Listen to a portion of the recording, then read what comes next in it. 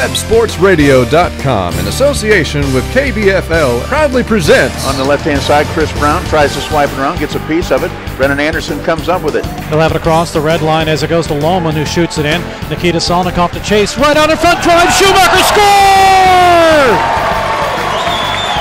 Oh, a tic-tac-toe play, and the Ice Bears take the lead. Missouri State University Ice Hockey. Well, I'm going to call a goal right here. Here's Josh Bell as the Ice Bears win the draw and start the power play. He's got Salnikov on his left wing. Back out to Bell at the top of the slot, takes the shot, and a bad save by Dusenka. Back out it comes. Bell will try again, score! And it might have been tipped down low by Turner. Did it go straight in from Bell? We'll wait and see. That might have been Bell's blast all the way. I think it was. Can I call him or what? Sure, you called it. It's a power play goal. With the call, here's Dan Lee and Steve Casson.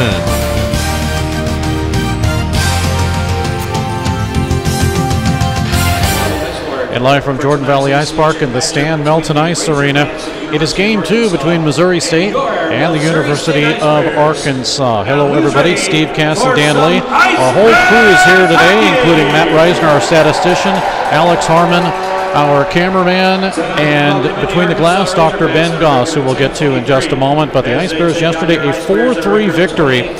Missouri State had as much as a 4-1 actually lead in the second period, 17:45. Travis Barrett gave the Ice Bears a lead, and you know, Dan, after that, Missouri State just thought, oh, things are rocking and rolling, and a nice tic-tac-toe play. The whole B-line gets a goal there, but all of a sudden, Missouri State sees Arkansas come back, and a goal by Keyser, that was one at 16:09 of the third period.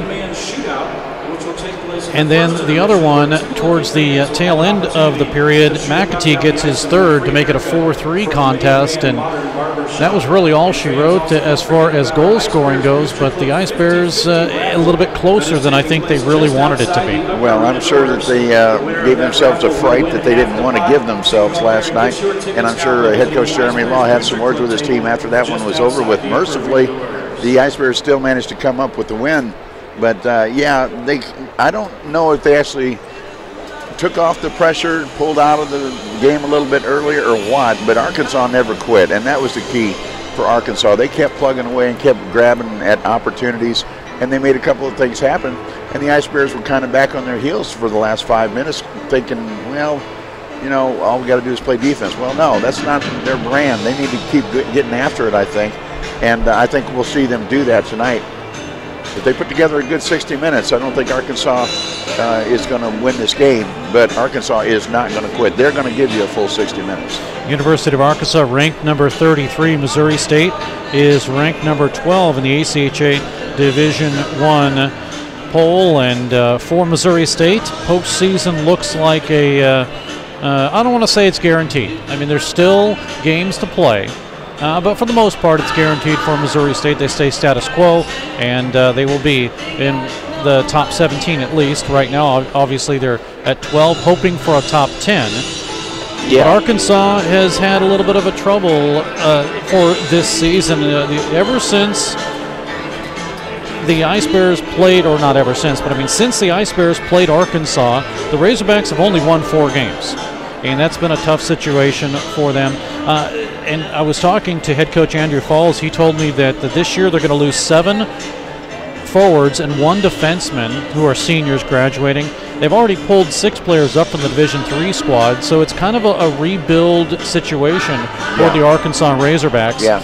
One of the guys that's kind of been a standout is someone that we know all so familiar. It's Chris Stovall, and we're going to talk to Chris during one of our intermission as one of our intermission guests. And he's kind of the guy that is almost leading the team, 10 goals, 15 assists, 3 power play goals from Dallas, Texas, the junior. But, it's his work ethic in general, the type of player that he is. He always comes up when he's here and says hi to us. Oh, yeah. You look at him, and he's in the corner doing his workouts, doing whatever he has to do, and he doesn't want to take any credit for that. I pushed him on it, and he says, I'm just out here to play. That's all I want to do. And he still has some of his old habits that we used to see when he was on the Express. For instance, while his teammates were warming up in other ways, he actually came up here and sat down in the stands, and he has this habit of visualizing what he's going to do on the ice that night. And it was good to see that again. We hadn't seen that in a long time. Chris by himself, just kind of staring at the ice, looking up and down the ice, and you can see in his mind he's visualizing what he's going to have to do at various points of the game to come up with a win tonight. He's a very cerebral kind of guy, and we love him to death, and we're so happy to talk to him. You'll talk to him later on. You know, and it's really funny because you talk about him being cerebral, and one of the guys that it reminds me of is Brownie. Mike Brown. Mike Brown, yeah, couldn't think of his first name. He Brown. did the same thing. He'd come out and just stare at the ice for about 15 minutes before a game. Well, and I remember one time you caught him in the hallway. He was just, the door was open, but he just stood there, and he was looking at the ice, and you were kind of perplexed, like, Mike, step out. And you said, what are you doing? And he said, I'm visualizing what I need to do, where I need to be. Now, the one thing about Mike Brown that's really interesting is it was during a game that Missouri State really needed to win as a Division II team. They needed to win this game in order to at least secure 10th place and go to regionals. And what was Mike Brown doing? He was playing a game of tic-tac-toe with a fan behind him. Do you remember that? Yes, back on the plexiglass. Yes. During a break in the action, and they actually had a game of tic-tac-toe going behind the goal. Yeah, that's the kind of guy he was, too. Absolutely crazy. Well, another man that is kind of crazy because he's between the glass, Dr. Ben Goss. And Ben, the crowd is filing in. Will you be able to make your way through this arena tonight? Well, I certainly hope so, Steve. And yes, I've always been crazy, but it's helped me from going insane, as Waylon Jennings used to say. But we've got them 2 or 3 deep around much of the glass already. And we still have a few minutes here before puck drop as the Hogs are in the tunnel here behind me. But I will gladly have the problem of wading through 3 and 4 deep crowds to get over to the bench to do intermission interviews tonight, because that will mean that the house is talking with Bears fans, and that's what it's all about here in the Queen City. Is we're just under a minute from pregame festivities here at Jordan Valley Ice Park Saturday night in Springfield. Hey, one thing I want to also mention, if you're listening and you're close to Jordan Valley Ice Park, try hockey for free. It's Saturday, February 23rd. Anybody who wants to try hockey can do that. You have to register by the 21st, but you can skate from 1 to 2 p.m. Sorry, Dan. It's geared for boys 4 to 10. Well, I could skate with them. You probably could. Yeah, that would be an even match, I think. Give Jordan Valley Ice Park a call, or you can actually call Al Valdivia. He's putting it on, 417-874-2933, and ask him about try hockey for free if you want to bring your son or daughter. Well, and there they are. The Ice Bears being welcomed out on the ice by a throng of close to 1,000 here at Jordan Valley Ice Park tonight. It's more than that. Don't tell the fire marshal, but it's 2 or 3 deep here. And again, it's loud as the fans are just about to get on their feet. It's supposed to be a whiteout. They have carryover white T-shirts from yesterday. Yeah. And as amazed as we were to see this place almost filled to capacity last night during the sudden ice storm and everything, we know it's going to be overflow tonight. So it's going to be a lot of fun. Going to be a good hockey game, I think. It definitely is. Let's go on down to the ice and join the public address announcer, Kevin Thurl, for the introduction of the starting lineups. And let's get started with our starting lineups for tonight's game. For the visiting Razorbacks of Arkansas, starting at a forward, number 98, Chris Salmon. Starting at a forward, number 8, Chris Stovall. Starting at a forward, number 27, Andy Williams. Starting on defense for the Razorbacks, number 25, Cameron McCarthy. Starting on defense, number 51, Cosimo Yapello. And starting in net tonight for the Razorbacks, number 31, Brock Thompson. The Razorbacks are coached by head coach Andrew Falls and assistant coach John Copa.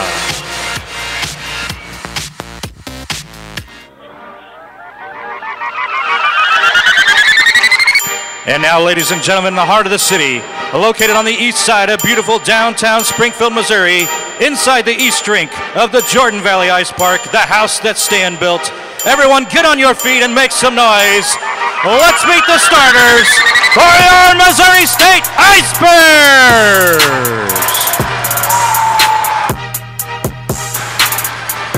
Starting at a forward, number 15, Zane O'Brien.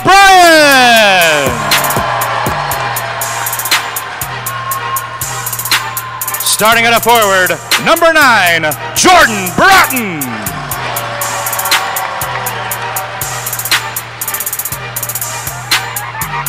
And ladies and gentlemen, joining the Ice Bears on the ice tonight, standing in at 9 years old and a 4th grade student at Marshfield Elementary, part of the Junior Bears ice hockey team, let's welcome Charles Kilburn to the ice.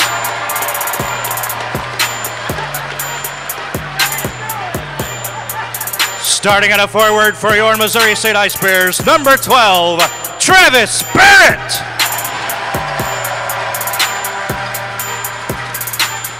Starting on defense for the Bears, number 58, Patrick Johansson. Starting on defense, number 21, Sam Heiserat.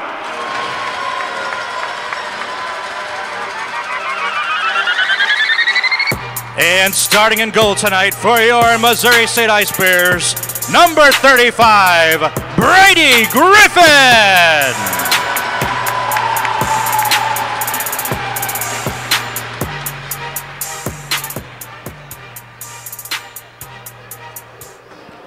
Fans, please remain standing. And gentlemen, please remove your caps as we honor America with the singing of the national anthem, performed tonight by Christy Shaw.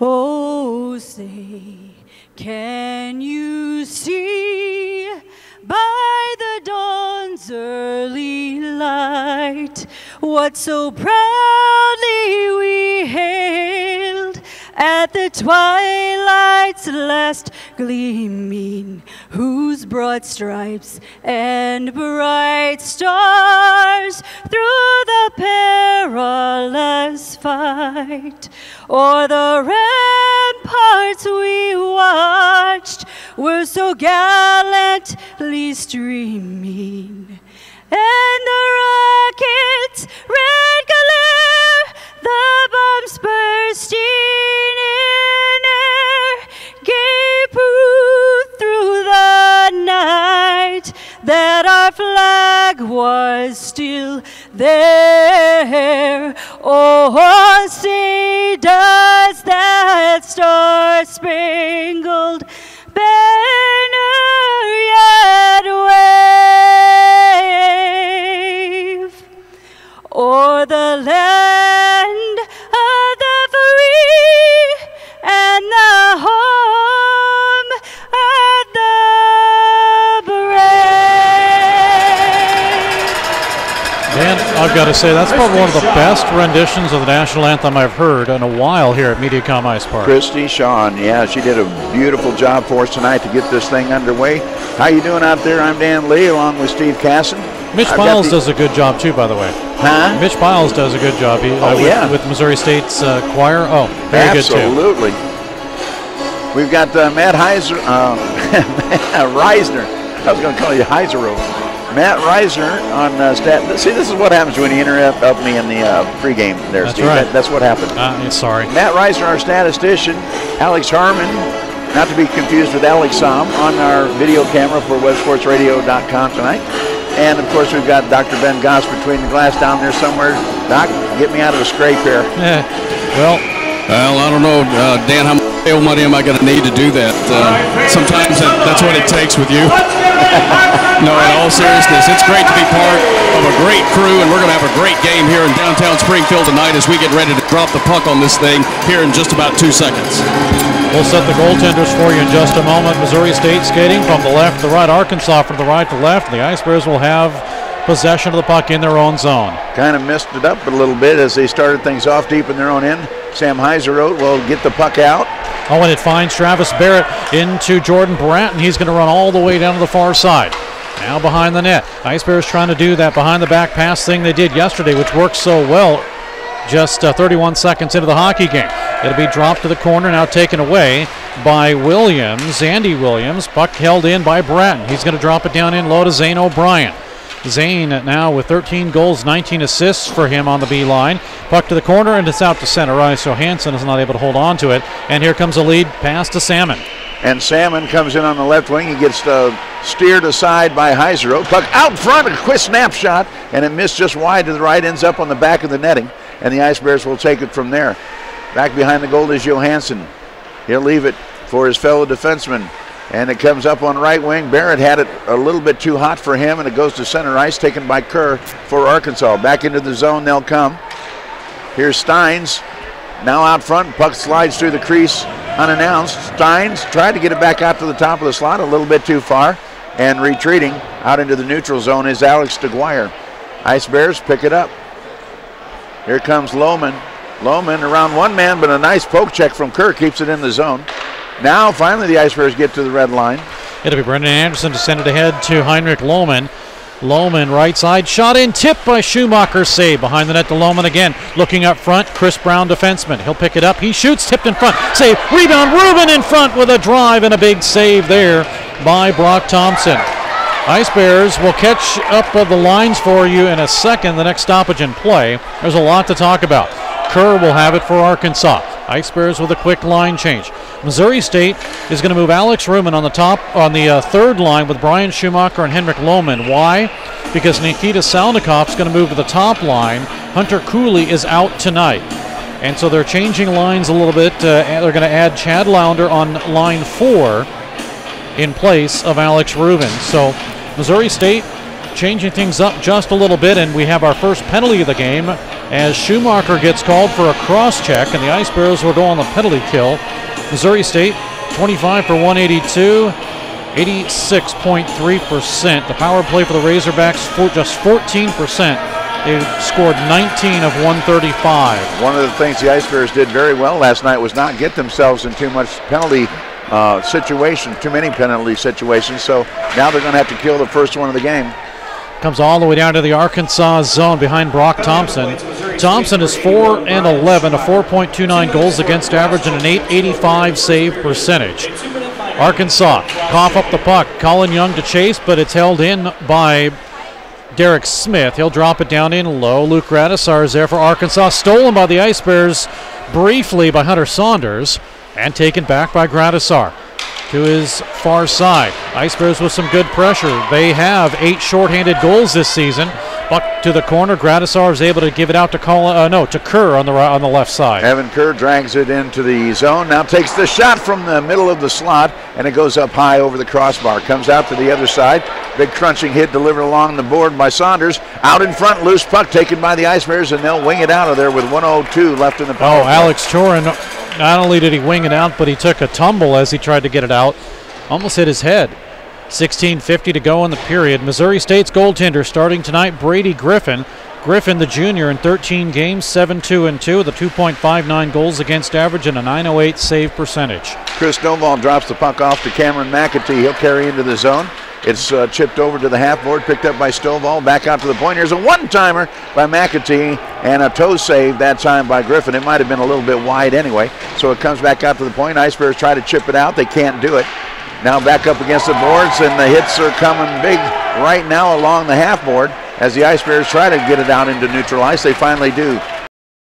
13 seconds remaining in the power play, and the puck is cleared all the way down into the Arkansas zone, chased by Sasha Perron.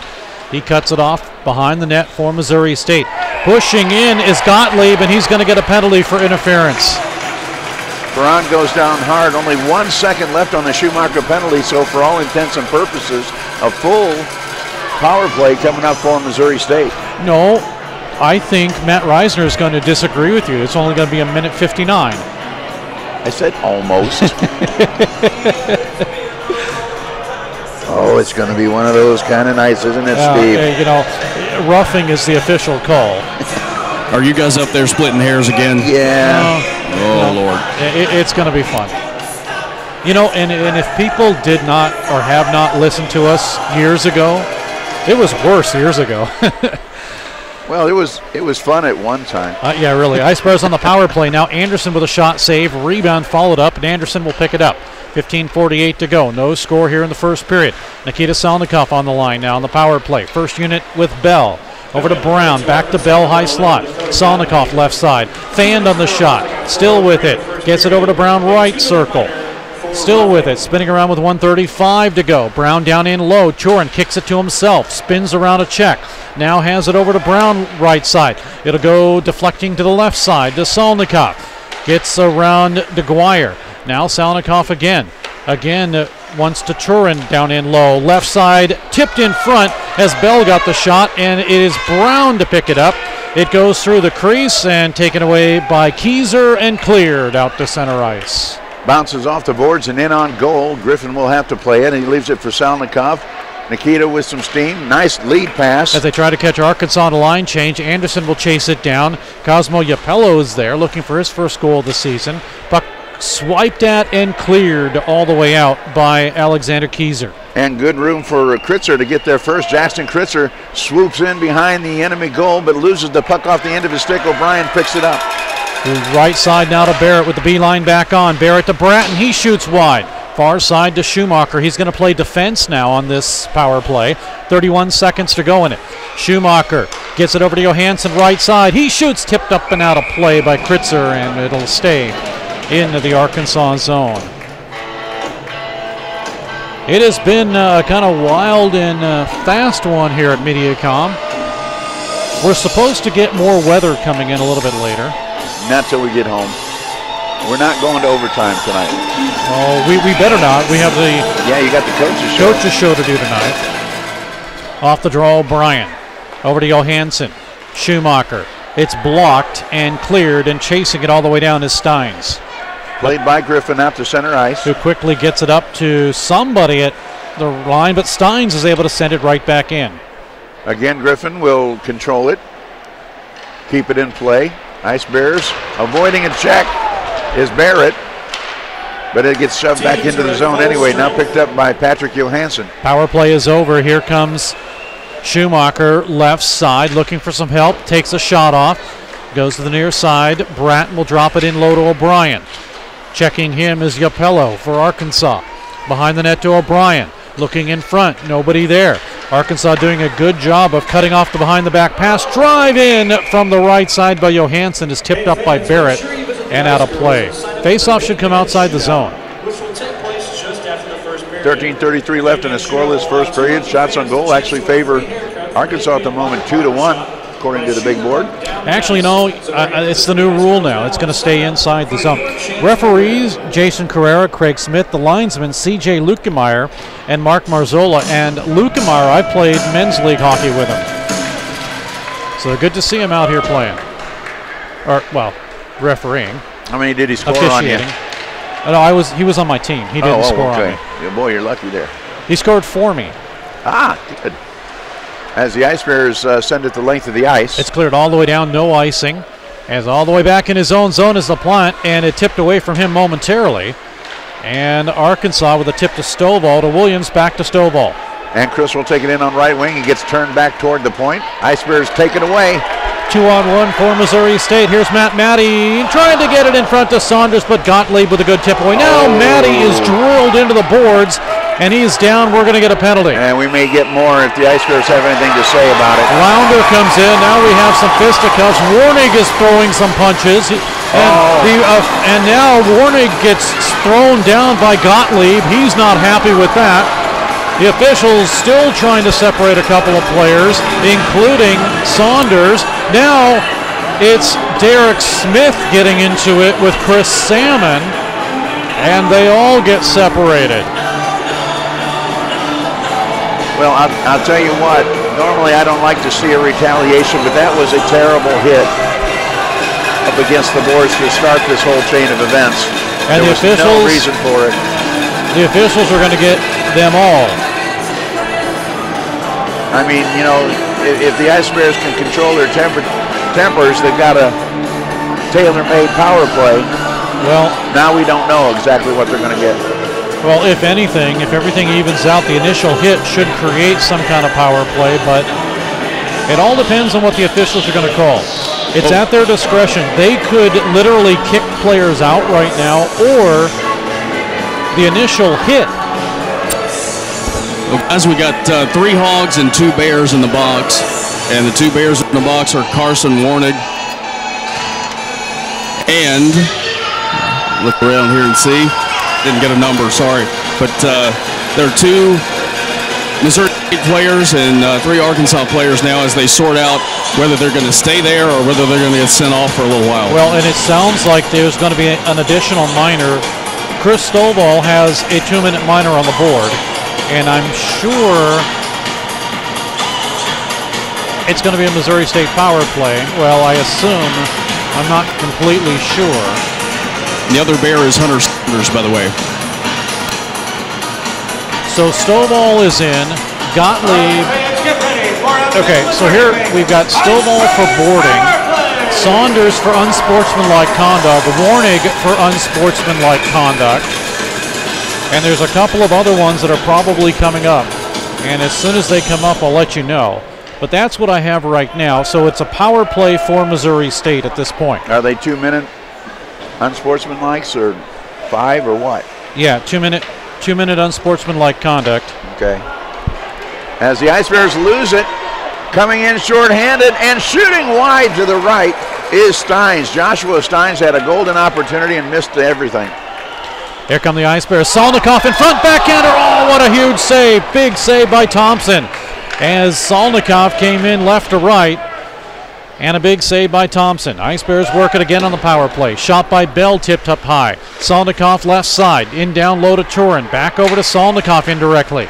Now Turin, low along the goal line to Salnikoff. Top of the high, right, left dot to the right side to Brown. Left side again. Penalties on the play in to front Arkansas to number 8, Chris Stovall. Salnikoff is there. A 2-minute minor for It'll be boarding. moved and cleared To to the Arkansas corner number 11, Dakota and out to Gottlieb, center and number ice. 12, And we're going to get Kevin another LeBlanc. penalty. Both 10-minute misconduct. As Arkansas is going to be called for interference, I believe. And it's going to be a 2-man On advantage. Missouri State, number 61, Carson Warnig, and number 25, Hunter Saunders. Both 10 minutes for game misconduct. Time of the penalties at 7:05 of the first period. Okay, they got 10 minutes. Well, no, we got to figure this out. Okay, it's either 10 minutes misconduct or it's a game misconduct. If it's a game misconduct, they're out of this game. Well, are they still sitting in the box, Dr. Ben Goss? Yes, there are 4 Hogs now in the box as Kaiser is Hog number 4. Okay, but is Warnig in the box? Warnig is in the box and Saunders is in the box. Okay. Nobody has gone off the ice. All right, They're all 6 in the box. Okay, so we're going to have to correct this. It's not a game misconduct. Otherwise, they would not be out. It's probably just a misconduct. And anyway, it's a 2-man advantage for the Ice Bears for the next 40 seconds. Yeah, this will be power play number 2 for 38 seconds as the clock continues to run. Good opportunity for Missouri State to get a goal, and the shot by Barrett is held on to. Okay, and then what were the penalties for the Razorbacks?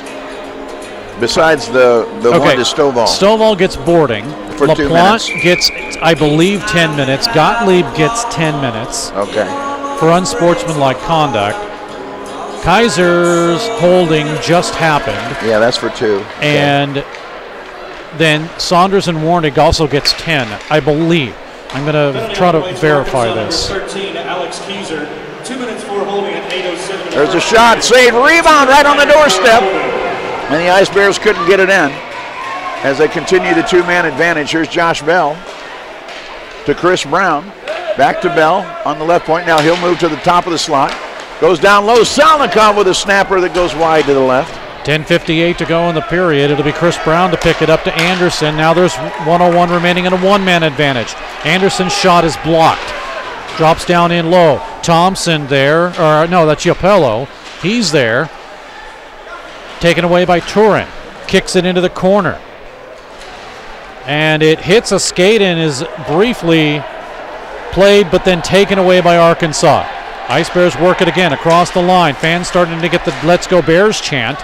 It's kicked out to center ice. Turin is there. He runs rough shot, but Steins is able to come in. Steins has it poked away by Turin. And the Ice Bears pick up the puck with 24 seconds left in the power play. Tried to get it to center ice, a little off the mark. Picked up and sent back the other direction and into the netting it goes off the stick of Alex DeGuire. With 17 seconds left in the power play. Still no score. 10-10 left in the first period. Can't say we haven't had a fistful of action here to start things off tonight. just outside the point on the Arkansas end. They'll face this one off. And it is won by the Ice Bears. Heiserode has it, gives it to Johansson. They send it into Bratton. He shoots, big save, rebound is taken away as Thompson makes the save and it's able to be cleared. 7 seconds to go in the power play. Griffin will leave it behind the net. Ice Bears sweep through, pick it up. Pass off the boards is on the mark. But a collision at center ice between Bratton and the Keyser. 5-on-5, puck is cleared all the way down to the Missouri State zone and a line change for Arkansas. Comes all the way around the boards to the near side. Barrett is there, but can't get to it. Now Williams, and Andy Williams has the puck on the left side. Cuts toward the big bear head. Gives it off on the right side. They work it across. Back the other direction. Here's a shot through traffic. Save. Rebound is right there, and Griffin comes up huge. Close the 5-hole on him. Here's Barrett skating out of traffic. They almost had a 3-on-2, but one falls down. That was Bratton, and as he gets back into the play, it is taken away and cleared by Arkansas and sent back down. O'Brien goes into the zone. One-handed, he's down the middle. He gets hooked. We're going to get a penalty. Ice Bears will get the goaltender out, and the Ice Bears they gain control. Anderson drops it down to O'Brien. Goaltender is out, delayed penalty. Now it's touched up, 8:48 to go in the period, and it will be a power play. Dan, I did get verification. They are 10-minute misconducts, not game misconducts. Right, all 4 of them. So right? all 2 for four, them, 2 for us. Yes, they'll all 4 sit for 10, and they are not ejected from this hockey game. So if we've got this added up right, we've got 3 penalties for 22 minutes against the Ice Bears and 6 penalties for 28 minutes. That is correct. For Arkansas. That's right. Our statistician, yeah, I need Reisner. Matt's verification. I don't care what you think. Yeah. I want Matt's verification on this. Matt is shaking his head correct. Okay. Ice Bears on another power play. Here's a drive-in shot, save, rebound. Oh, and a good save there by Thompson, able to keep it out with his glove. Ice Bears, a Solnikoff with a drive-in save, Thompson. Far side boards, left face-off dot. Solnikoff to the right side to Brown. Brown shot, tipped by Torin wide. Torin with it again, kicks it to the corner. As Yapello got a hooking call. Now here's Brown off the goaltender in front, and it's Torin to chase, but it's out to center ice. Ice Bears with 1:23 to go on the power play, and they've had golden opportunities to take the lead. Solnikoff with it. He gets pushed off the play by Foster. Down in low, Solnikoff still working it to Bell. Bell trying to push at it. Foster kicks it low along the goal line. Comes out as it's held in by Bratton, taken away by Young and cleared all the way down. Griffin will play it there as both teams get a quick line change. Taken back behind the goal. Here's Bratton on the move. Straight up the middle he comes. To the red line, now across the blue line into the Arkansas zone, and immediately it's cleared by DeGeyer back in the Missouri State zone. 45 seconds to go on the power play. Schumacher stands behind his own net. Now surveys and comes out on the left wing. To Johansson, who will spin it all the way around to the near side boards. Racing is Steins, that is. Back over to Johansson, left side. Crisscross to Schumacher, to Bratton, right side, left side. Barrett gets a drive off that's partially blocked, and it flips over the referee and out to center ice. Ice Bears work it again. They get back on side. O'Brien surveys, gets over to Schumacher. He shoots, pad save, rebound. Barrett taken away by Stovall, and it is cleared past Schumacher and down. And that'll do it for the power play. The Ice Bears will go get a line change now as Schumacher takes his time waiting for his teammates to come out onto the ice. Missouri State, who came in at 20%, or 0 for 3 right now. Perron spins around a check, gets it to the far side. Chasing it is Corey Delisle. It comes in, and a shot by Lohman is off the shoulder of Thompson, and it's cleared all the way down to the Missouri State zone. Icing is the call. Frantic pace here to start this one off. Still no score. 6:24 left here in the first period. And it seems like they've really ratcheted up the adrenaline since last night. Yeah, things have changed. You know, we talked about it, Dan. We said it was going to be a different game, and that's indeed what it is. It's a completely different hockey game between these two teams. Meanwhile, 6:15 to go in the period. No score. Bodies fly behind the net. Sasha Perron's there and a penalty. And is it going to go against Perron? No, I think it's going to be on Lohman, if I'm not mistaken. Well, maybe it is Perron. Oh, and he's not happy. He needs to rein it in a little bit. Yeah, I saw the high stick kind of go up, and that's what it's going to be. High sticking against Perron. This will be power play number 2 for Arkansas, and they have a chance to take the lead here. It's still 0-0. Dr. Ben Goss, are you feeling a little extra radioactivity down here tonight? Well, there's definitely some tension in the air, no question about it, as these Arkansas Razorbacks are not going to go quietly against the favorite Ice Bears. They are making their presence known. And as you guys have mentioned, the Ice Bears have had all kinds of opportunities and have failed to find a way to cash them in. But we are 6:09 away from the end of the first intermission, so maybe, just maybe, with 4-on-4, we can find something in terms of the back of the net for the Bears.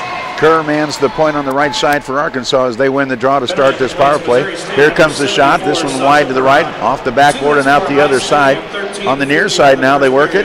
As DeGuire had it momentarily, gives it to Gradisar. Skates around a defender and launches a shot that somehow managed to end up in the glove of Brady Griffin. Boy, did he slash through the air with that glove that time. And you are correct, Dan. I misspoke. That is not 4-on-4. It is indeed power play for the Hogs. 11-4 shots on goal in favor of the Ice Bears. It does them no good on the big numbers, though. It's still 0-0. Here's DeGuire on the right point now.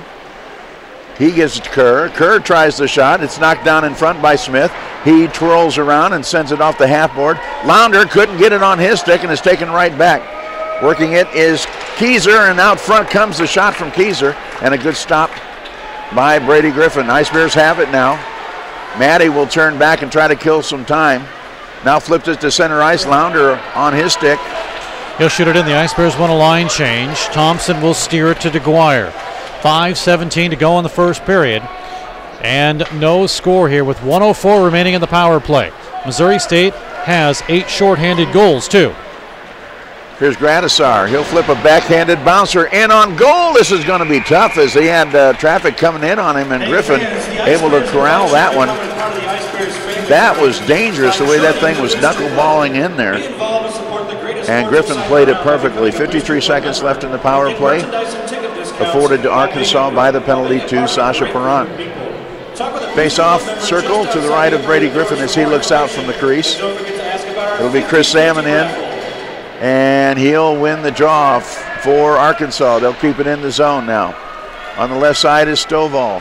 Chris goes to the top of the slot. It goes off the end of the stick of McAtee, but he'll get it back and crank up a shot that goes off the defender and into the corner. They'll stack up bodies right there. Anderson gets pushed around. Couldn't quite get to the puck. Stovall had it back out to McAtee. Now on the point. They feed it through down low, and another great blocker save by Brady Griffin. Kicks it into the corner. Here's another one-timer by McAtee as he's just having a good time out there at the top of the slot, launching rockets. He gets the puck back. Now he goes down onto the wing on the right side. Wrist shot is blocked down low. Comes back out to McAtee on the right point now. He'll send it goalward again. Too much traffic for the puck to get through, and the Ice Bears clear it out. That'll do it for the power play. And Missouri State has killed off their second shorthanded situation. 4:03 to go in the first period. Oh, a dangerous play in front as McAtee just was able to clear it. Oh, and a shot comes in, and we're going to get a penalty. Too many men. Too many men on the ice, and I'll tell you what, Thompson he was not prepared for that puck to come his way and almost botched it. It was a dump in, and too many men is called. It'll be on Arkansas. And boy, the Ice Bears that close. So serving it is going to be Chris Salmon, but it's definitely a too many men penalty.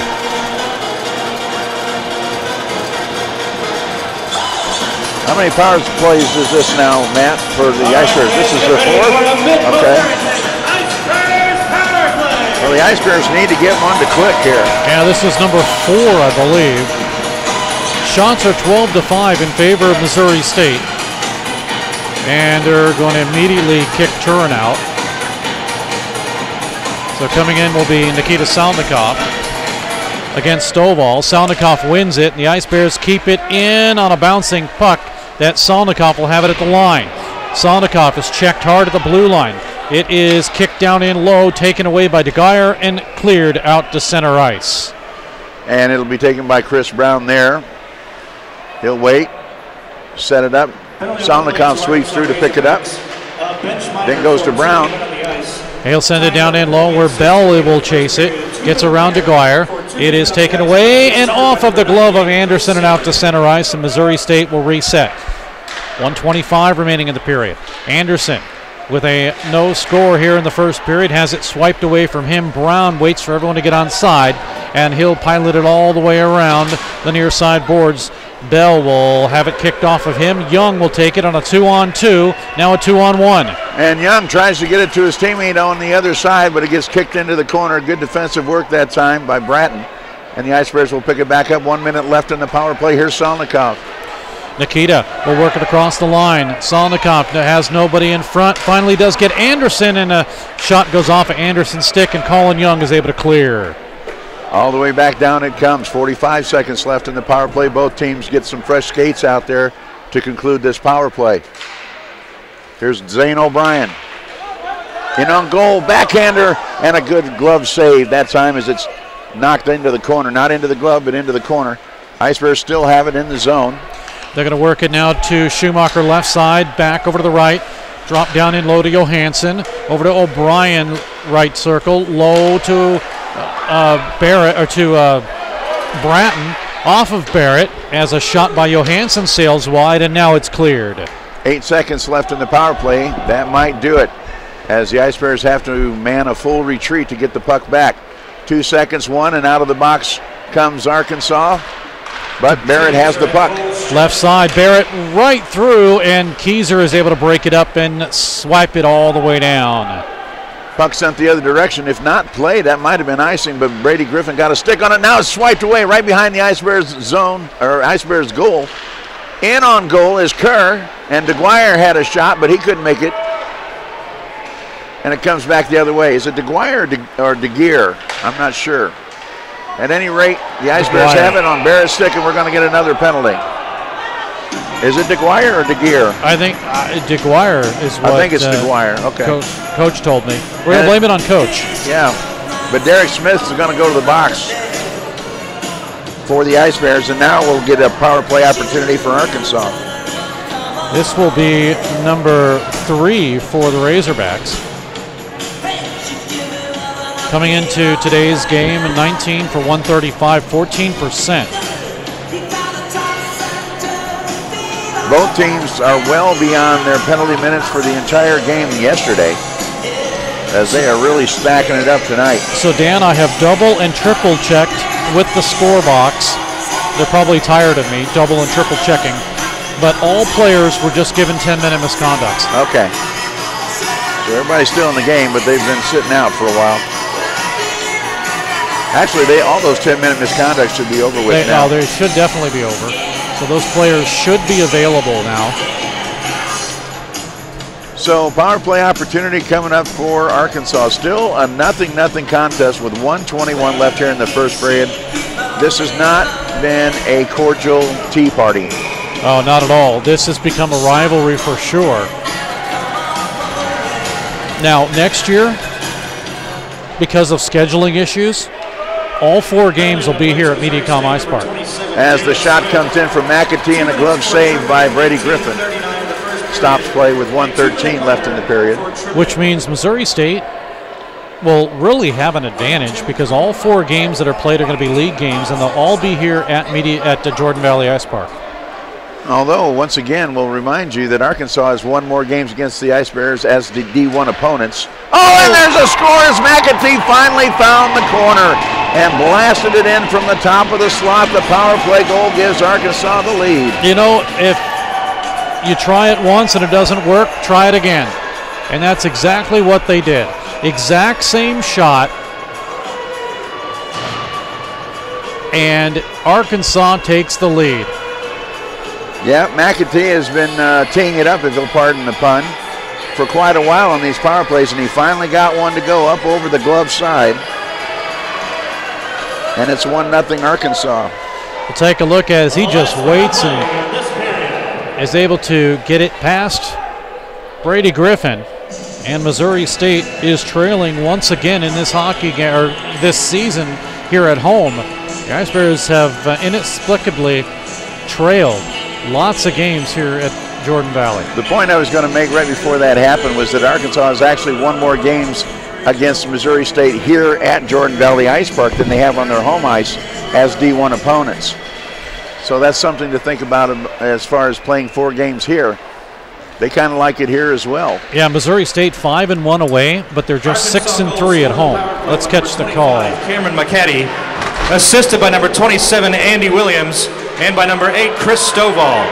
Time of the goal at 18:56 of the first period. So that is the call, with a power play goal to boot scored on that.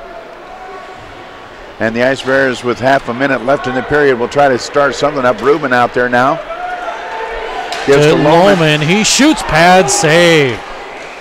And that was a good beeline for the lower right-hand side, left side of the goaltender. And Arkansas with a lead pass into Gradisar, but it's held on to by Griffin. Yeah, just a little bit out too far in front of Gradisar. That would have been another opportunity. 14-8 the shots on goal. And I believe Dr. Ben Goss has made his way over to the other side of the rink. Now he's going to be talking with Jeremy Law here in just a second at the end of the period. I think what we'll do is go ahead and have the interview at the first intermission with Chris Stovall, who we talked to earlier. Yep. 2 seconds left in the period. 1, and that'll do it for the first period. And it is Arkansas with the advantage, 1-0. Shots on goal in the period. 14 that the Ice Bears have put on Brock Thompson, and 8 that Arkansas has put on Brady Griffin. And in a moment we will talk to head coach Jeremy Law with our man between the glass, Dr. Ben Goss. Coach Law, frustrating first sure for your team. A number of chances that couldn't quite cash in, and then Arkansas snipes one from the blue line before intermission here. Your thoughts on the first period of play? Yeah, not capitalizing on our power plays. We're 0 for 4, 0 for 5, something like that. So that was a turning point. They won the special teams battle that period. Any adjustments that you're going to make specifically for that here in the second period?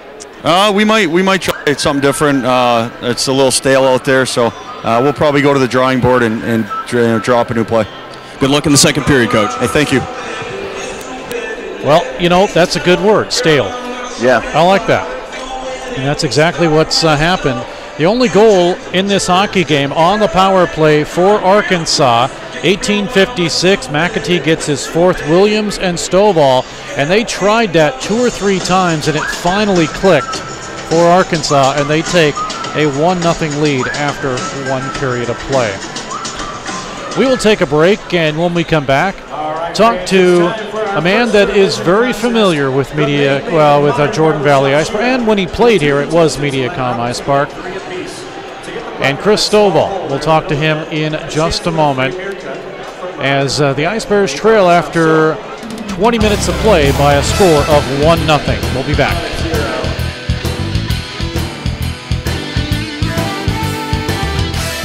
Now playing at Mediacom Ice Park in Springfield, a new ice age. It's the Missouri State Ice Bears hockey. Now through February, exciting, hard-hitting, fast-paced collegiate hockey, Ice Bears style. Get your advance tickets at Missouri State Tix box offices or call 417-836-7678. Tickets also available at the games. There are no speed limits at Mediacom Ice Park when you see Ice Bears hockey. Your best source for awards of any kind is always Bowles Trophy House in Springfield. Trophies, plaques, medals, gifts, ribbons, and more. You get top quality and great service at Bowles Trophy House, serving Springfield and Southwest Missouri for over 40 years. Call them at 417-869-8720. And if you need embroidery work done, logos, digitizing, and more, come to Banners and Brainstorms in Bowles Trophy House at 601 South Kimbrough. We all love the fajitas. Their margaritas get the crown. I'll get the quesadillas. It's the best Mexican food in town.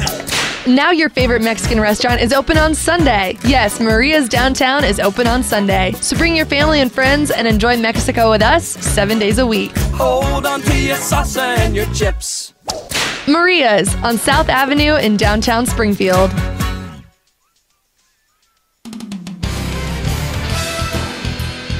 Back at Jordan Valley Ice Park, Steve Cass and Dan Lee on KBFL and on Web Sports Radio. Talking now with Chris Stovall of the Arkansas Razorbacks, the junior out of Dallas, Texas. And Chris, 10 goals, 15 assists. But, you know, coming back here to it's Jordan Valley Ice Park. When you played, it was Mediacom Ice Park. But is it kind of bittersweet? I mean, you used to play with the Springfield Express, a junior A hockey club, and now you come back, but you're not a part of anything here. You're, of course, a part of the Arkansas Razorbacks hockey team, but what's it like every time you come back in here to play? Well, it is, like you said, it's bittersweet. It's a little different not being on that side of the, in the locker room, being on the away bench. You still see a lot of familiar faces like yourself and, some of the staff here. It's always great to be back, have my billets here. It's always great to see everybody, but, it is different, especially with Lawsy now on the other side too, my former coach. So it's always fun to play here, and it's always a great game playing against Most Saves. Yeah, that's one thing. Of course, you've played with him, and I'm sure he's not going to give up very many secrets. But junior hockey is a little bit different from college hockey, and I know that you're learning, even though you're a junior, you've learned a lot in your college days as much as he has learned coaching college. What's the difference? What have you found is the difference between playing juniors and playing college? Besides the fact that if you don't play well, you can still play on the team in college, right? Yeah, exactly. There's juniors. I mean, there's a little bit more of a business side to it. There's kind of that unpredictability there. College, you have kind of more. It's more concrete. You have 4 years, but as far there is a transition, like you said. You go from juniors to where there's fighting.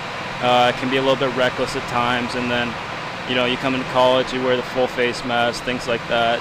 So it's always transitionary period, but and then different style of game, to a little bit more structured, things like that, and just kind of scheduling too. It's a little bit different.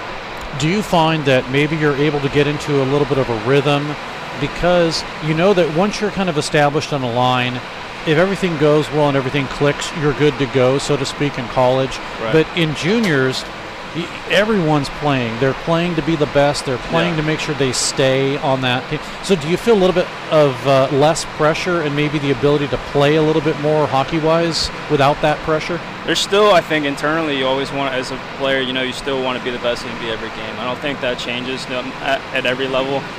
There's some guys, like you said, it's, you can be traded, things like that, cut at any time. So there's always that factor. But I think internally too, pressure-wise, it's just still becoming the best player you want to be, developing every day. At college, there's bigger, faster, stronger players, so that's a big transition part. Just playing against more older, grown men. I think that's probably the biggest change that you see going from juniors to college. Well, one of the things that has not changed is your work ethic. You are always the first one to get ready, to get warmed up. I always see you doing extra things. I have heard from various sources that you're kind of the go-to guy when it comes to being properly prepared in the locker room. Right. You've always been that way. What's the reasoning for that? I think it's just kind of the way I grew up too. I try and not do too much. I have some guys say I'm vocal, some may not say that as much. I try and say the right things at the right times, but really, I just try and, like you said, lead by example. Just, do the right things, prepare the way you should prepare. It's tough too. It's such a grind during the season, so preparation is so key and so crucial. So, the more prepared you are, the more success you have. And I've kind of, over the years, I've learned how to prepare more and how to adapt too. So, I've learned a lot. Now, when you went down to Arkansas, you still had a couple of players that you knew. Obviously, Colin Young was one of them. Right. Tobias Sholin, who has since left with family matters and gone there. And you had another goaltender, too, and name escapes me, that had played down. With the Express? With Arkansas, I believe. Oh, Oliver Eklund? Yeah, Oliver Eklund. Yep. Yep, you had him for a little bit. So, you had some Express players, and it wasn't like you were going into this new situation. You kind of had a few guys that you could kind of at least joke in the locker room a little bit. Yeah, it's definitely that. You talk about transition, that made it easier for me too. You can, going from juniors to college, and going to college is so much, can be overwhelming at times. So having those guys in your corner, you can lean on them a lot. So having those guys that I had a familiarity with growing up, already playing with them, it really made that transition really easy for me. We're talking to Chris Stovall. Used to play here with the Springfield Express, but now, of course, with the Arkansas Razorbacks. You obviously knew that there was going to be this rivalry, this whatever you want to call it. I don't want to call it a competition, but you can call it that. Okay, but you knew that obviously going to Arkansas, head coach Jeremy Law was still going to stay here and coach Missouri State. Mm-hmm. We're travel partners, all of that stuff in the same league. You knew there was going to be something going on, and obviously you welcomed it, I assume. Pardon? You welcomed the fact that, you're kind of on the outside looking in because, in a sense, everybody else that's here, we're like, we know that guy. He used to play. He's down there. He's the enemy. I mean, you obviously knew that jokingly that was going to be the case, right? Yeah, I mean, I knew. I think after my freshman year, Lawsy came over here in Missouri State, so I wasn't exactly sure that he was going to, be with Missouri State program. I was happy for him that he came here. It's a great opportunity for him, and same going to Arkansas is a great opportunity for me to be a part of something, and it was a good fit for me. And as of late, we haven't had the results necessarily that we've wanted, but we've been just right there. Last night was a tough night, but just still being right there. And then we're still, as a program, we're still progressing, and then I think we're still going in the right direction. We have a young group. We have a culmination of, we have a good senior class, a bit of a heavier senior class, and then we have a little bit of a young freshman class, which is a lot too. So there's a big combination of young guys and then older guys as well. So we're still kind of working out the kinks and then kind of going through everything. But it's a really exciting group to be a part of. And of course, you come back here and you see some of the former Express fans that are now Missouri State fans, and they're of course saying hi to you, like you do to me. And I do want to say that it does not go unnoticed. Every time you're here, you make a point to come up and say hi, and that to me tells volumes about the type of person you are. Let's talk about what you want to be when you grow up. Of course, you're a junior. Mm-hmm. What are you studying, and what do you want to be after hockey? Or does it include hockey? I'm a junior, communications major. After post-college, I'm still kind of figuring things out. Hockey's been such a part of my life. It's been a huge part of my life since a very, very young age. So, if wherever the cards may fall, if it continues to be hockey, that would be great. If not, then so be it. But I've learned a tremendous amount just from this game so much, and it's been, like I said, been such a big part of my life. And whatever happens after college and all my schooling, if hockey happens to be involved in that would be great. If not, there's a ton of relationships, like you said, to hold on to, and a lot of concepts and things to learn from. I know you're just a junior, but it seems like, and I've been told by other people within the organization that, as we've discussed, you're kind of that leader. You're kind of that guy that if we were going to have somebody, this is what this person who shall remain nameless said, if we were going to have somebody give a campus tour, we'd want it to be Chris, because he embodies what Arkansas hockey is, and a lot, again, of what we just talked about is your work ethic, the type of person you are. Do you feel any type of pressure or responsibility to be that guy? I just try and be my own player, play my game, just prepare how I prepare. Hearing that, that's the best compliment, we could ask for, and to hear that is, I'm so fortunate to even have that in a sentence with my name. So internally I feel the best pressure just to be the best player I can be every day, on and off the ice, just try and do the right things. And everyone's still pulling on the rope here, and we still have a lot more to give in this group. Okay, I want to throw some questions your way. The first is, who's your favorite NHL team? Favorite NHL team? I'm from Dallas, so I love the Dallas Stars. But also, you know, I wear number 8. I love Alex Ovechkin. He's one of my favorite players. So I love the Capitals as well. I'm not a bandwagon. I've loved Caps from a long time since Ovechkin really came in the league. So. Former, let's see, TJ Oshie, of course, Yep. former Blue, now on the Caps. But okay, so then who's your favorite player? You mentioned that already. I love Ovechkin too, but another guy I think it really flies on the radar is Zach Parise. He's the guy that competes every night, night in and night out. He just has a relentless work ethic, and I really just watching him play is so fun to watch. Chris Stovall of the Arkansas Razorbacks is our guest. Okay, so here's the situation. You have the possibility of playing in the national championship, but you also have the possibility of seeing the Washington Capitals and the Dallas Stars in Dallas, all expenses suite. National championship. You know, I haven't even finished yet. You know, it doesn't matter what I'm going to say, right? It doesn't matter if you get to meet the players, if you get to have dinner with them, if you get to touch the Stanley Cup, you're still going to the national championship. Yeah, of course. I mean, now I want to win every night. You know what I mean? And that's you know, that's all I can wish for is just, you know, wishing for success for our group and, you know, winning hockey games. But at the same time, you know, if being around NHL players, that would be an extremely amazing experience too. Just to be around them, pick their brains about things, just kind of get to know them too. That would be an amazing experience too.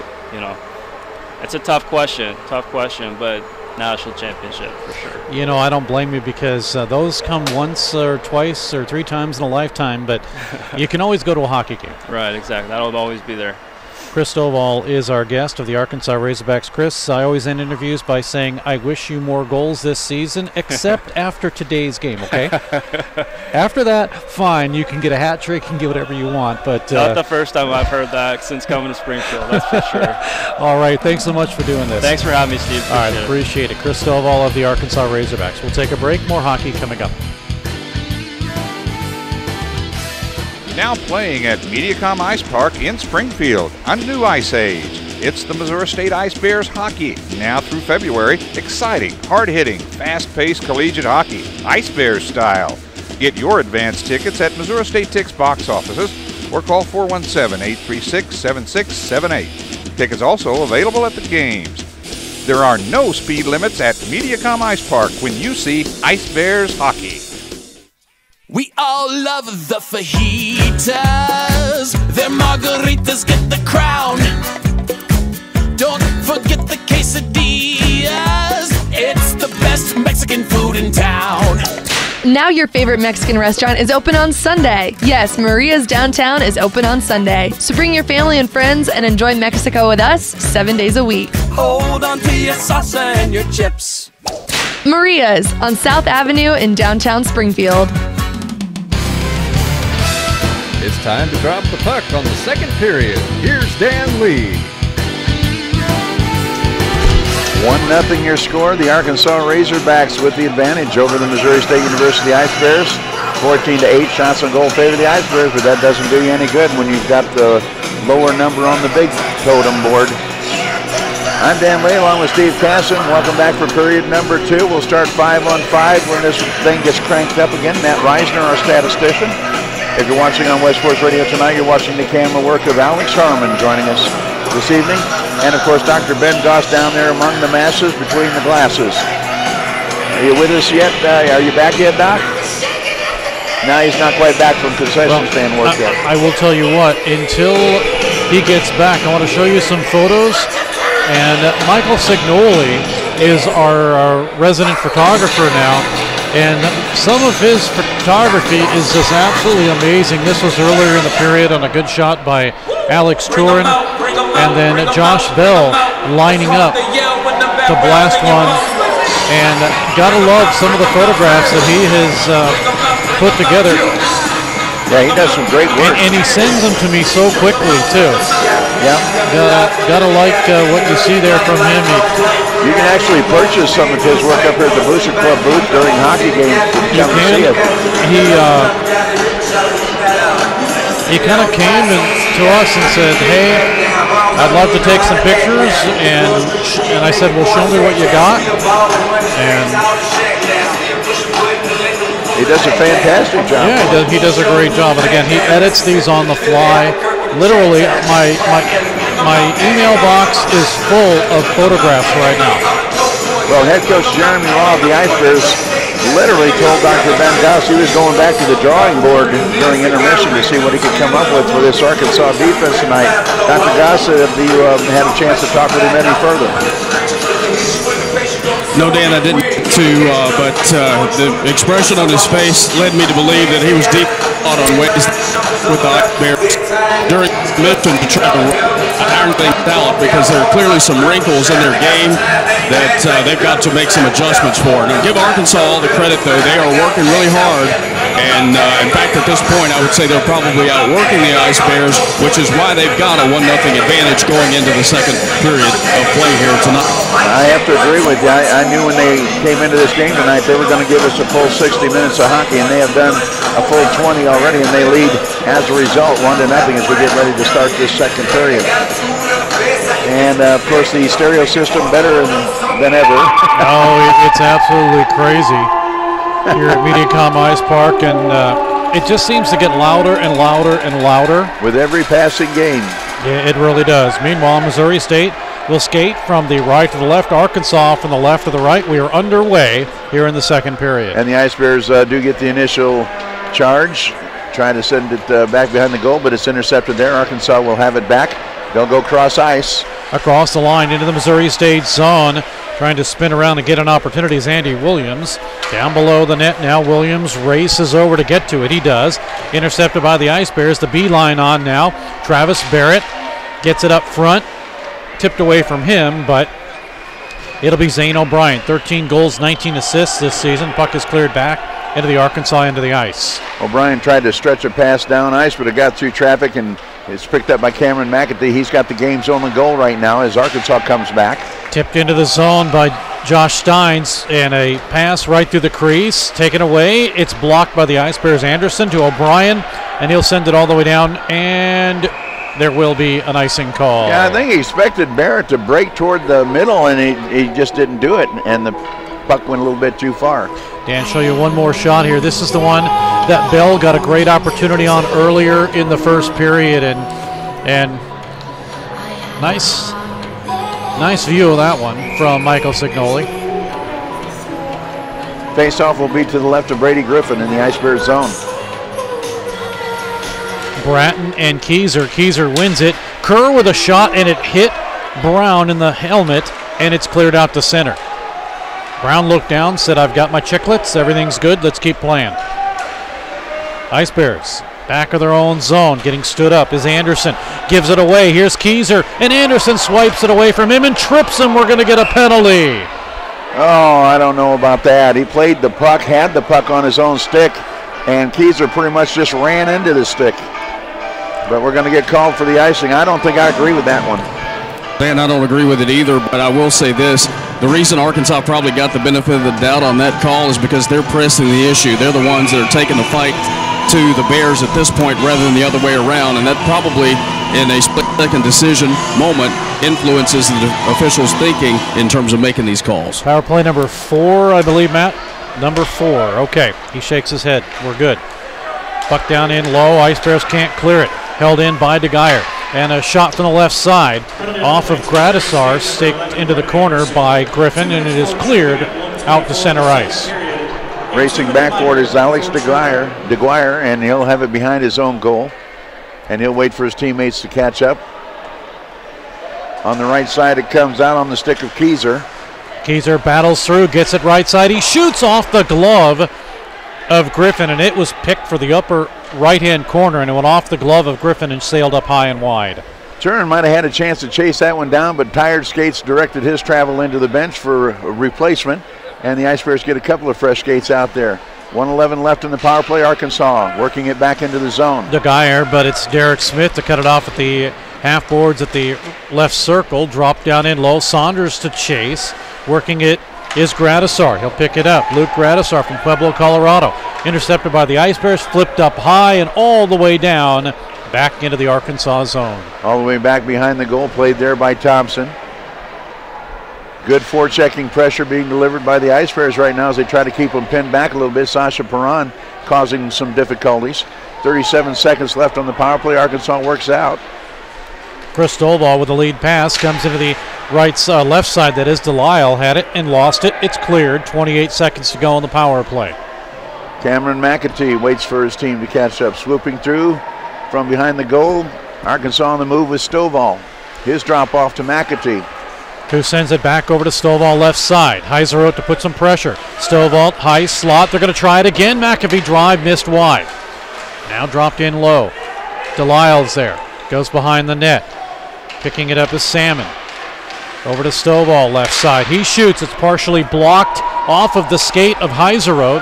Power play is over. We're 5-on-5. Puck is taken away. It is held to the line. McAfee drive, and it went off the glove and then the outside post as Griffin had it go off his glove, then the outside post of the net and up and out of play. That was very, very close to being a 2-0 lead for Arkansas right there. And the shots on goal, courtesy of the power play, have evened up a little bit. 14-10 now as Arkansas is in control of this hockey game at the moment anyway. Air comes in to take the draw from Rubin.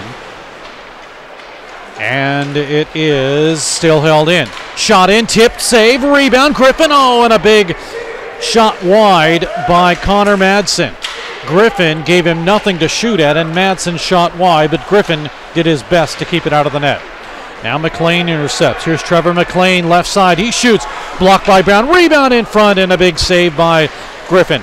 Taken away by the Ice Bears. Hendrik Lohman, he gives a lead pass to Schumacher. He'll bring it in on right wing, tries to feed it back to Lohman on the give and go, but it got behind him, and the puck comes out to center ice. Ice Bears lose it again. As a couple of Ice Bears got taken out of the play. Here's Anderson with a good breakup of the attempt by McLean.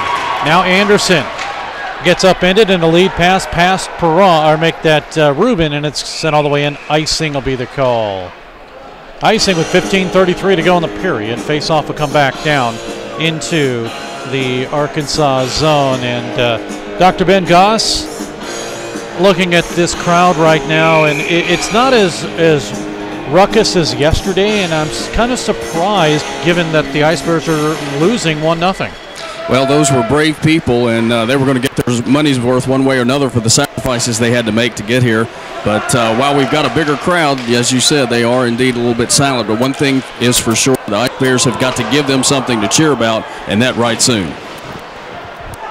Play is underway in the Missouri State zone. Hendrik Lohman catches up with it, banks it off the boards, and is able to get it in front of the Missouri State bench. Foster will backpedal into his own zone. Now finally gives it up on the right side to Stovall, and he'll tip it the length of the ice. No icing, though. Calling for it was Griffin, but the officials say no. 14:57 to go in the second period. 1-0 Arkansas. Shot in. It's blocked by Anderson. The only goal, McAtee's. Fourth of the season. Williams and Stovall with the assists. Lohman tries to skate through traffic, gets as far as the slot, but has it poked off from behind. Now that it comes back out to center ice and flipped up high in the air toward the Ice Bears zone. Dropped down by Derek Smith, and on his knees is able to get it out to center ice. Smith with some snow on the side of his pads has it taken away. Bell can't help it. Smith comes back to clear it, up and over and out to center ice. Arkansas keeping the pressure on, but a bad pass goes to Smith. Flips it up over the official and out into the Arkansas bench. Faceoff will stay inside the zone. I am seeing a totally disjointed Ice Bears team right now. I am too. I mean, this is a team that is really having a hard time with Arkansas at this point. And Missouri State traditionally has had a tough time with this club. Derek Smith now to Carson Warnick, as it obviously with them on the ice, at least Warnick, we know they're only 10-minute misconducts. Puck cleared all the way down. This will be an icing. Oh, it's waved off. Yeah, it was deflected. No. Well, no, it wasn't. It's just a late call. One official waved it off, the other called it. So we'll bring it all the way back down. C.J. Lukemeyer waved it off, but it was called by Mark Marzola. Face off in the Missouri State zone to the right of Brady Griffin. 14:02 to go in the period, 1-0 Arkansas. This game is not out of reach by any stretch of the imagination. Salnikov kicks it ahead. Spun over to the right side and all the way out by Derek Smith, all the way down, no icing. Cameron McAtee has the puck on the stick, fires up ice to the neutral zone, gets it as far as Turin, and Turin will turn it back the other way. He'll turn around and give it a Warnig. Sends it over to Derek Smith. Then the Ice Bears trying to rush something in. They get across the line and shoot it in the zone. Quick line change for the Ice Bears. But they still have Smith on the ice, and he gets the puck back. Now wings in a shot. Stick saved that time by Thompson. Kicks it over the near half board. Trying to make it in front was Salnikov. He got steered off the play. Arkansas takes it back. Across the Ice Bears bare hit into the Missouri State zone. Yapello was trying to break through, but Derek Smith knocked him off the play. Far side to Chris Salmon. Left side drive, tipped up high over the net. As that drive by Stovall went up high and a good tip in front by Salmon. Now the Ice Bears intercept. Off the glass and out to center ice by Sam Heiseroth. Sent right back in. This should be an icing call by Arkansas. They send it in. No icing. Waved off. So Arkansas gets a free change without the benefit of the icing. And Missouri State can't get it out of the zone. They finally do. It's clicked all the way down. On goal, so no icing in the Arkansas zone. There's a steal right at the line, and they're going to say it's offside, and I'm not sure it was, as Bratton looked like he got there in time. That was pretty close. Hard to judge on that one. Might have to go back and look at that one. 12:28 left in the second period. Still a 1-0 hockey game. Ice Bears struggling to get anything going here in the second period.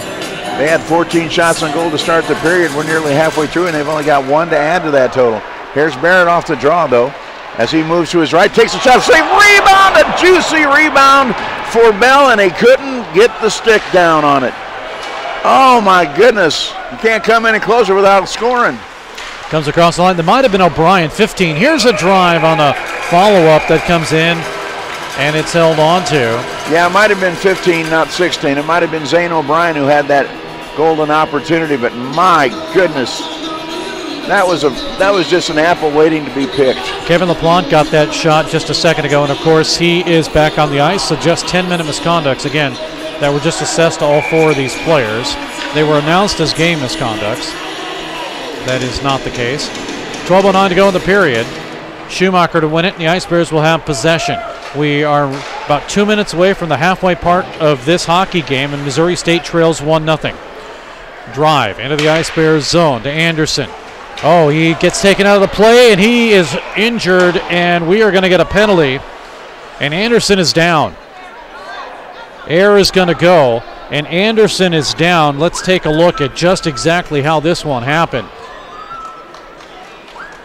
And good thing is he's getting up and he's going to go to the bench. But we'll see if we can take a look. I don't know if we caught the camera on this one. Oh, no. We missed it. And Anderson here it is. Bench. Here we go. Thought we met. There we go. He was pulled down. Just got it on the second effort there. Fans, make some noise. It's time for the Mid-Missouri Big Well, Ice Bears Power Play. And as you can hear Kevin Thoreau announcing on the public address system, something for the Ice Bears fans to get excited about, a power play opportunity, and boy, do they need to capitalize. This will be power play number 5.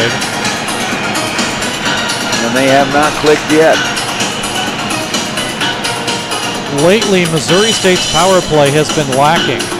It has gotten lower percentage-wise in the past 5 or 6 games for Missouri State. And they've had a couple of two-man advantages in the last 2 nights. Yeah, that's one thing that has not clicked for this hockey club.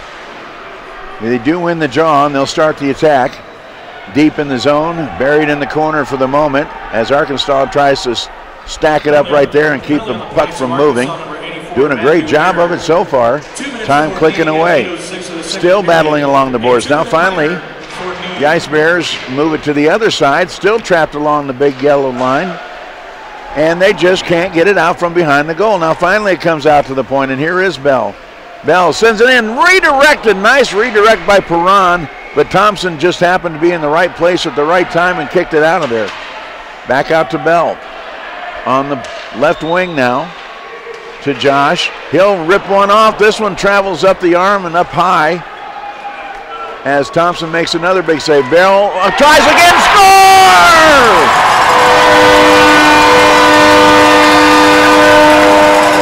Josh Bell on what almost looked like a carbon copy of what McAtee did for Arkansas with the blast from the top of the slot, and we are tied at 1 each.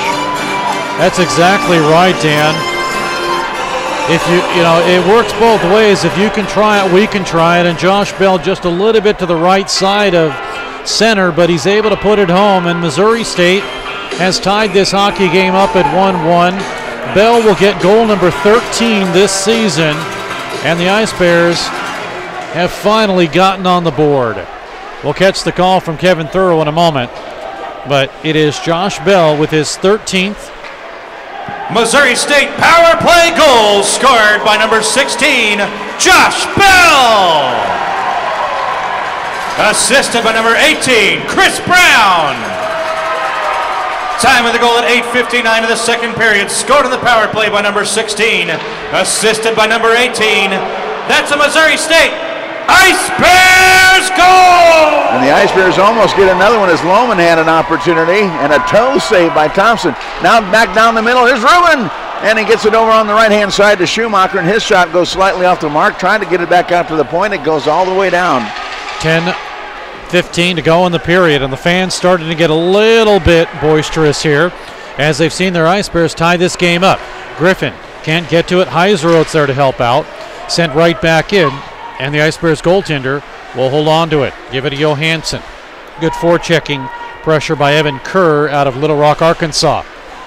Puck flipped up along the glass near side and all the way down. Icing will be the call. How did we get here? Well, period number 1, 18:56 on the power play. McAtee is fourth, Williams and Stovall, and it's a 1-0 game. Then Bell with, like you said, Dan, almost the exact same play. 8:59 on the power play is 15th. The assist to Brown, and it is a 1-1 contest as we go back to live action in the Ice Bears zone. Johansson couldn't get it off the draw. Perron's there to step in. Kerr will help for Arkansas. Johansson for the Ice Bears. Stolen away from him, goes behind the net. LaPlante is there. Perron to kick it into the corner. Heiserot to swipe it to the far side. Flipped off the boards by Lohman. Gets a return pass, and it's taken by Rubin. Rubin will launch it from nearly the red line, and it goes straight into the glove of Thompson on the other end and stops play with 9:19 left in the second period here. 1-1 tie. Dr. Ben Goss down there. That had to do something for the psyche of the Ice Bears to get that power play goal. Certainly seems like it. It definitely worked wonders for the crowd. They're now back into this game and cheering loudly for their home-standing Bears. Matt Matty will go to the face-off circle for the Ice Bears against Stovall. And Matty wins the draw, but it goes right behind them and ends up on the stick of Arkansas as Gradisar comes out. Over to Salmon. Salmon, yeah. Out of Delray Beach, Florida. Salmon works it along. I know their uniforms are a little hard to read sometimes. Stovall's into pinch. Gets it up to the point and off of Williams as it's kicked out by Lounder. 8:52 to go in the period. 1-1 game. Warnig. Carson gives it to the far side. Held in the left point. Looking for it is Gottlieb. Backs in, and it's taken away by the Ice Bears. And here's a 2-on-1, 3-on-1 now. Saunders in the middle to Lounder. He launches, and it is deflected by the stick hand. Maybe the blocker of Thompson. Here's a rebound that comes in off an odd angle, and a good glove save by Thompson, and now we're going to have a melee. Schumacher slams a man down to the ice for Arkansas, and he is absolutely unhappy, and Schumacher literally needs to be peeled off like a lemon. That's actually Matt Matty, but you're right. He's done this to get this crowd hyped, and that they are responding accordingly. Let's hope his teammates can too. Yeah, 91 Matt Matty. Thanks, Ben. As it's going to be 1 each. Yep. And you know what? If that's the case, the Ice Bears will get lucky on that. I think so. Stovall is going to go for Arkansas. And Matt Matty for Missouri State, coincidental minors, and hopefully that'll get the crowd pumped up and the Ice Bears pumped up too. Oh, you know what I forgot to do, Dan? I forgot to go get my Andes today. You did, didn't you? Yeah. Oh, well. Maybe you get another chance Oh, today. Maddie's going to get an extra 2. It's a 4-minute. Yeah. So in 2 minutes, barring any further penalties, it'll be a power play for Arkansas. We're going to skate 4-on-4.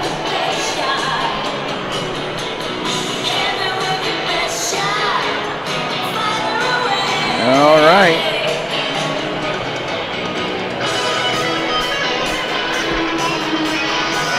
Well,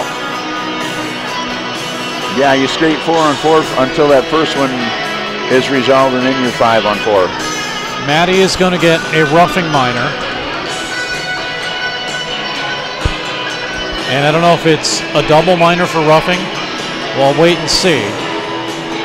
And then 2 minutes, we'll go to Chris Stovall. That's his second in a row for Stovall.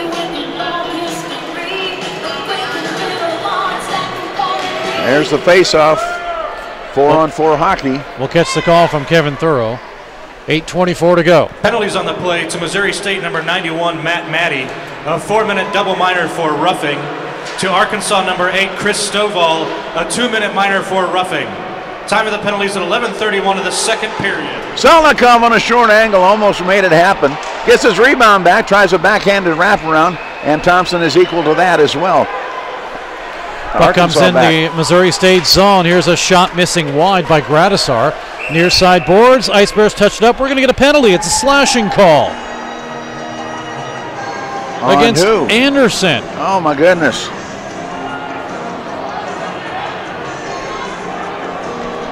And I'm not sure where this one came from.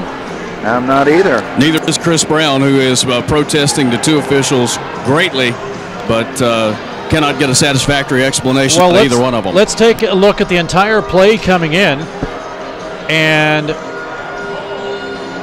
I don't see it.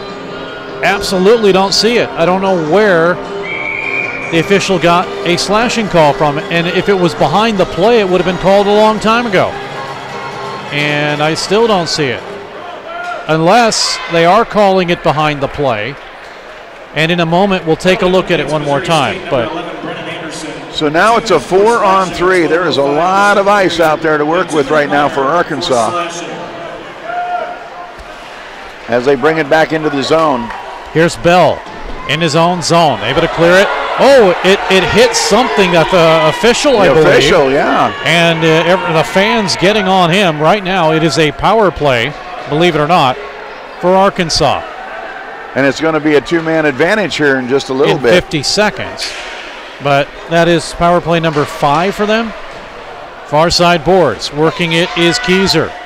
Fans getting a little restless. A lot of room. It's a 4-on-3. Goes up high to McAtee. Now up high again, a blocker save as the shot came over to Gradisar. Now he goes to the right side, to the left side. He's going to crisscross and go to the right. Now to the left side, working it to McAtee. Down in low, it's Keyser. Ice Bears cannot clear it. 18 seconds until a 2-man advantage. Here is Kerr up the middle, left side drive, score from the left side, putting his second goal in. It's McAtee, and it is a power play goal. There was 11 seconds left in the 4-on-3, and Arkansas takes a 2-1 advantage. Wow. Ups and downs, round and around. What a roller coaster ride tonight at Jordan Valley Ice Park. And right now the Arkansas Razorbacks are asking for another ticket. They're in having fun. Well, here's the cross-ice pass from Kerr. And let's go take a look earlier. Anderson was called for slashing. Here's the play. Anderson came through and slashed the goaltender. That was the play. It was a delayed call, and that's what the officials ended up getting him for. It was a slash on the goaltender. So that is now at second look an acceptable penalty. Now here's the deal, I think. Maddie still had 11 seconds left on the first half of his double minor. That may be the only thing that comes off the board, is that 11 seconds. Is what should happen, yes. So then it'd be 4-on-4 for another 11 seconds until Stovall's penalty expires, and then you're back on a power play.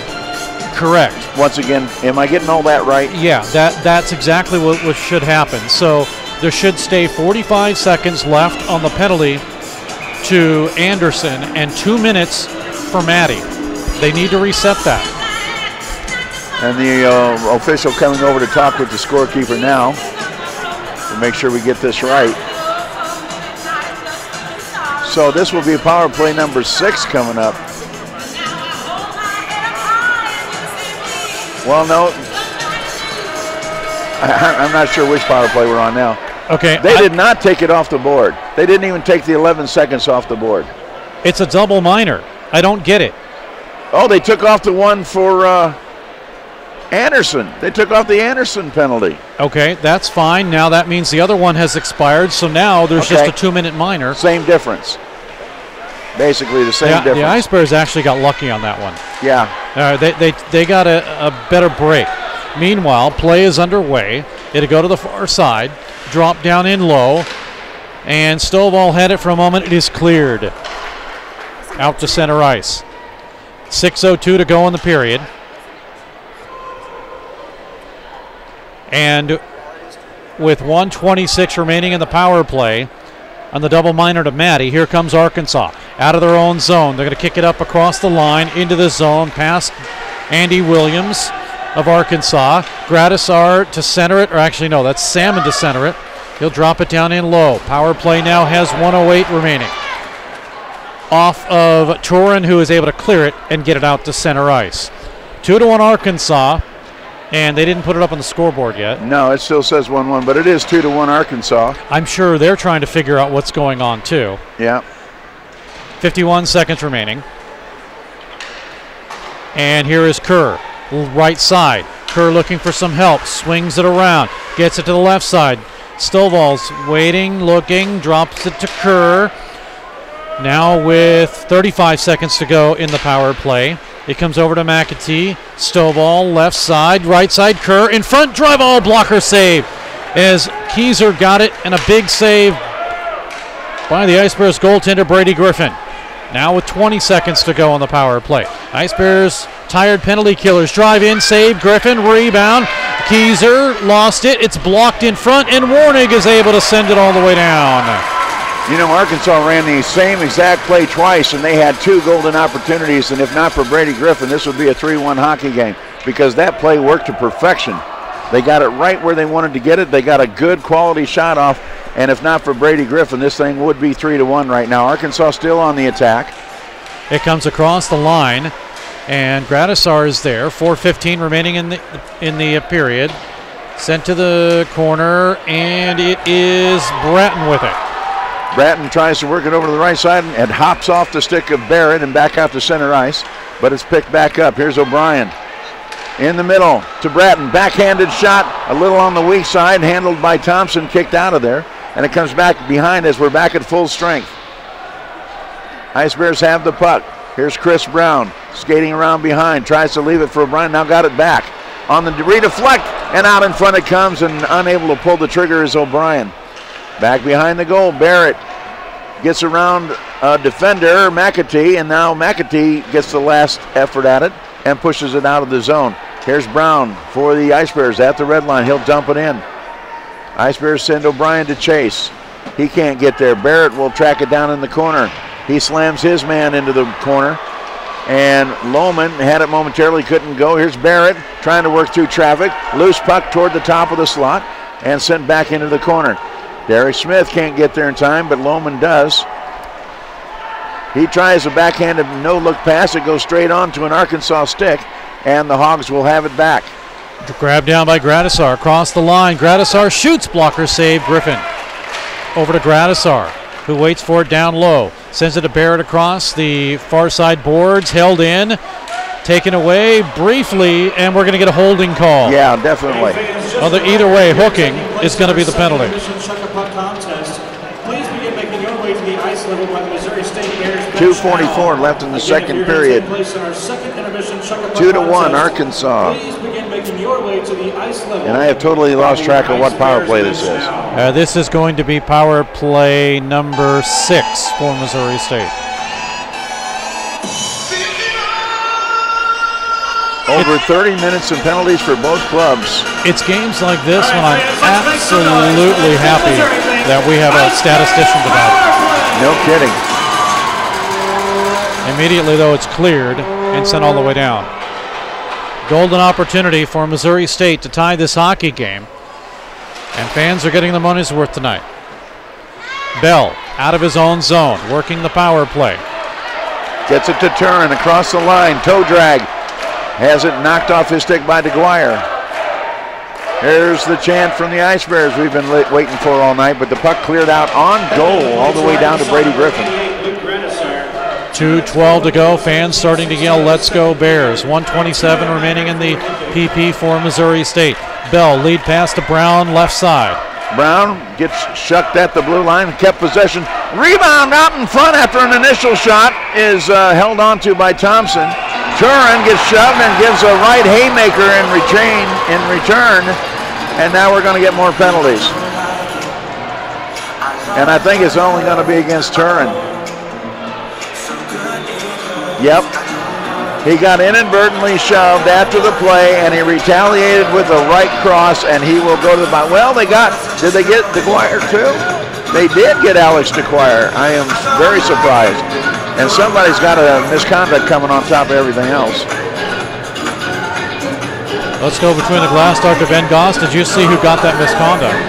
I did not see who got the misconduct, but one thing is for sure. The right hand of Alex Turin came really, really close to doing some serious damage, and had it connected, there would be a lump on the hoghead player right now. So we have the coincidentals. They go up on the board. DeGuire with 2 minutes and Turin with 2 minutes, unless that's the penalty, unsportsmanlike conduct. Yeah. And that's probably what it is, just the 2 minutes for unsportsman. Not a misconduct, but unsportsmanlike conduct for 2 minutes. So it should still be a power play for the Ice Bears. It will, but with less players. Yeah, we're going to see some 4-on-3 hockey again, but this time in favor of Missouri State. This has been an ugly game, to put it mildly.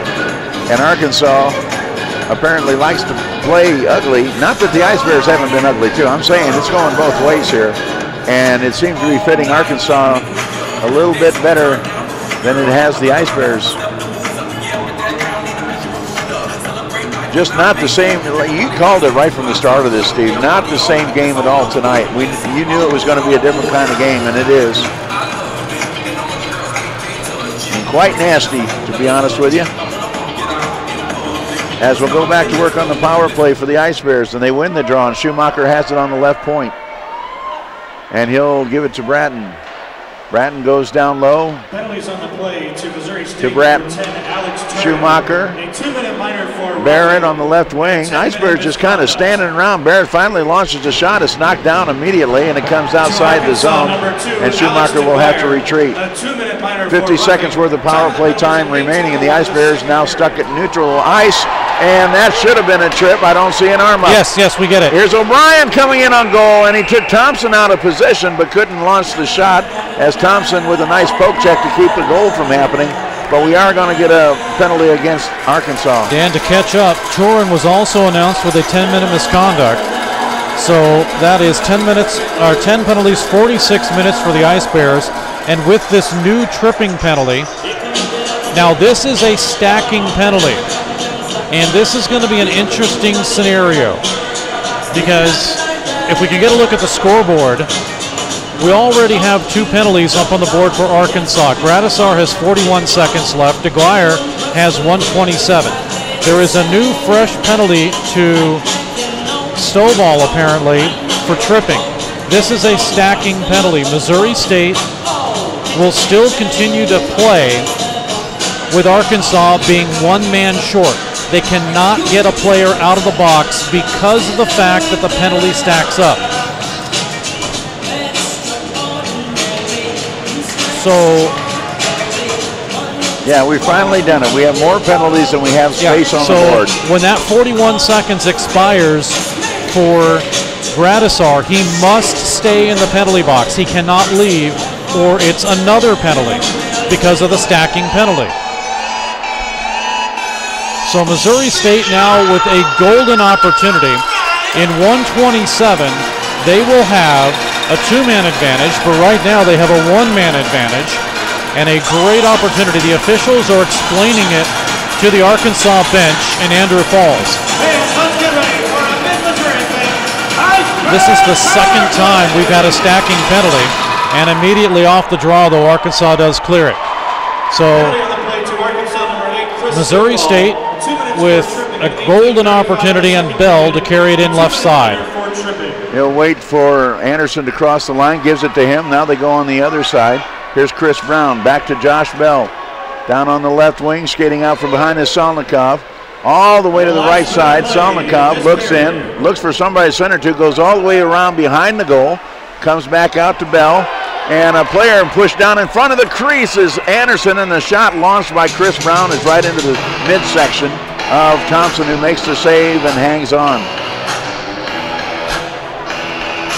6 seconds remaining in the penalty to Gradisar. 52 seconds remaining in the coincidental minors to DeGuire and to the Ice Bears' Alex Turin, although Turin has a 10-minute misconduct. So somebody, and Dr. Ben Goss, somebody is serving the penalty for Turin. Steve, I'm not in a position, fortunately, to be able to tell you anything. I regret it, but I've got on that. That's right. You're heading over to the other side. Sorry about that. Yep, he's going to get our intermission started with a quick interview with head coach Jeremy Law here in a second. Now the penalties has stacked, and it's another advantage for Missouri State. In 35 seconds, they'll have another power play. Here's Bell scoring! Josh Bell launches the rocket, and for the second time tonight, he finds the mark to the blocker side of Thompson. It's a 2-2 hockey game on the power play. So teams are making quick work of the PP. All goals have come with the man advantage, and Missouri State will have 1:44 remaining. No, I take that back. That power play is actually going to be expired. So we'll still skate 4-on-4, I believe. For 30 seconds. For and 30 then it'll seconds. be another power play advantage for the Ice Bears. Yep. We'll take a look at Bell's goal here, as he has all sorts of room to tee it up.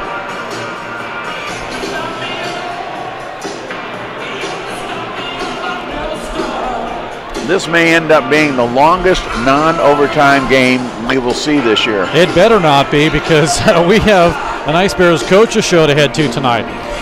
So the power play expires, and we're still, believe it or not, on the coincidental minors 4-on-4. Okay. Is that crazy? All right, they took off the big penalty. They took the big penalty off the board. Yes, because the coincidental minors are exactly that. They cannot be canceled by anything. All right. So the one solo penalty is canceled out. The Ice Bears are 2 for 6 on the power play, and they've tied this game up at 2-2. Goals all on the power play. McAtee his 4th. Williams and Stovall with the assist in the first period at 18:56. Then Bell ties it up, 15th assist to Brown on the power play in the second at 8:59. At 13:20 of the second, McAtee his 5th, second of the game. Kerr with the assist, it's 2-1 Arkansas. And then at 19:32 on the power play, Bell his 16th, and we await the assists on it. I'll see if we can pick it up. And the officials just having a hard time sorting it all out right now as they go to both benches, try to explain things. Jeremy Law is wondering why he still doesn't have some power play time coming, and I'm kind of alongside of him on that. Yeah, Chris Brown is going to get the only assist. You know, it doesn't seem right that the Ice Bears won't get a little more power play time out of this deal, but you're absolutely right. When it's coincidental minors, they have to stay that way. Yeah, and you know, again, with the stacking penalties and players not being able to leave, it benefited Missouri State. They had a little bit more room with which to work with, and now with 26 seconds remaining. There's Bratton at the blue line now as the Ice Bears win the draw. 18 seconds left in the period, working it down low. Ice Bears trying to find some room, and the pass intercepted. Comes out to center. O'Brien is there. Schumacher trying to tip it away from Kerr, and it comes right into the goaltender. And Brady Shuck will hold on to that with 4.3 seconds left in a very loud second period. And here. I missed the assist. Did you? Oh, it was Brown. Oh, it was Brown got Brown the assist. again. Yep. Okay. So 6 that seconds. combination working well tonight. And Dan, isn't this fitting? The coincidental minors will not be over this period. It's going to carry over into the third period. That is absolutely fitting. We're going to start 4-on-4, barring any further penalties. Now, just for a couple of seconds. Bell will come in to take the draw with Keyser. And off the draw with 3 seconds to go, the Ice Bears win it. Anderson is able to at least get it out of harm's way. Crazy hockey game tonight from Jordan Valley Ice Park. 2-2 tie as we get ready for the final period of action here in just about 15 minutes or so. Don't go anywhere. This thing is going to get crazier, I have a feeling. It is, absolutely. Let's take a look at the out-of-town scoreboard quickly, courtesy of Dan Dow. Illinois beats Illinois State 5-0 today. Minot State sweeps Arizona with a 5-2 victory, and Adrian sweeps Davenport with an 8-7 victory. Minot beat Arizona or Arizona State? Minot beat Arizona State. Okay. 5-2. Big difference there. Oh, for sure. Big difference there. All right, guys, I'm ready when you are. Oh, Ben, it's up to you. Coach Jeremy Law, we got a wild and crazy second period there. In a lot of ways, maybe the Ice Bears came out on the short end of the stick, but they didn't come out on the short end of the scoreboard. Your thoughts on the craziness that we saw here in this second period? Yeah, it's tough. Like we're a good 5-on-5 team, and all these penalties aren't to our benefit, but we're fortunate we got a power play goal there. So. Any particular thoughts in terms of what you're going to try here to bring this thing home in the third period? Hopefully just play 5-on-5, stay out of the box, and outwork them. And if we outwork them, we're going to be fine. Thanks, Coach. Good luck in the third. Thank you. All right. Okay. Matt, you have a new duty. Your duty is to tap me on the shoulder, punch me, kick me, whatever it is, to let me know that the interview is ready to go, okay? That is your new duty. We need one of those big orange gloves like you see in the NFL down on the sideline. That's what we need. Or a big red light that says, hey, come on, guys. Point a laser at you or something. Oh, it is a crazy game here. 3 goals in the second period. And after McAtee's 4th in the first on the power play, Bell ties it up at 1-1, 8:59. Brown with the assist, and it's a similar play that the first goal by McAtee was scored.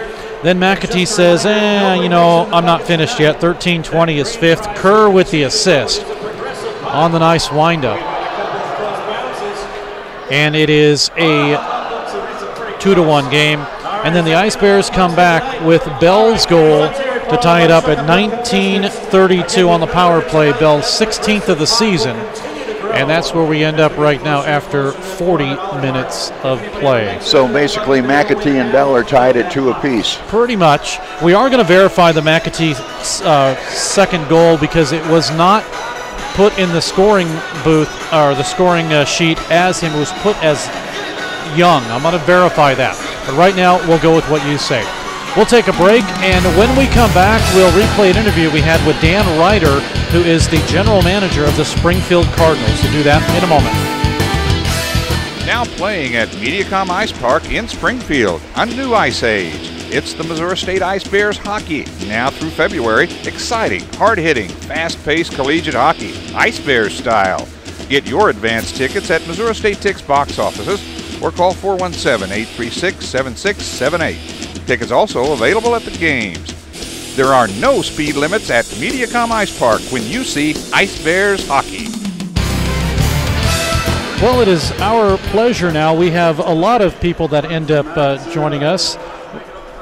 What are you looking at, Dan? Well, all of a sudden, Alex Harmon Alex Somm grew a beard and dark hair, and now he's Alex Harmon. I told you it was Alex earlier. You weren't paying attention. Yeah, I guess I wasn't. That's okay. We changed cameramans in the middle of the stream. Let's get on to bigger and better, though, because we have Dan Reeder, who is the general manager of the St. Louis. I almost put you in a different position there, of the Springfield Cardinals. And Dan, it's glad to have you here. I know baseball season is just about to start, and I'll tell you what, every time, it doesn't matter who's playing, but every time I go to Hammons Field, most of the time I go for a Cardinals game, but that draws me in.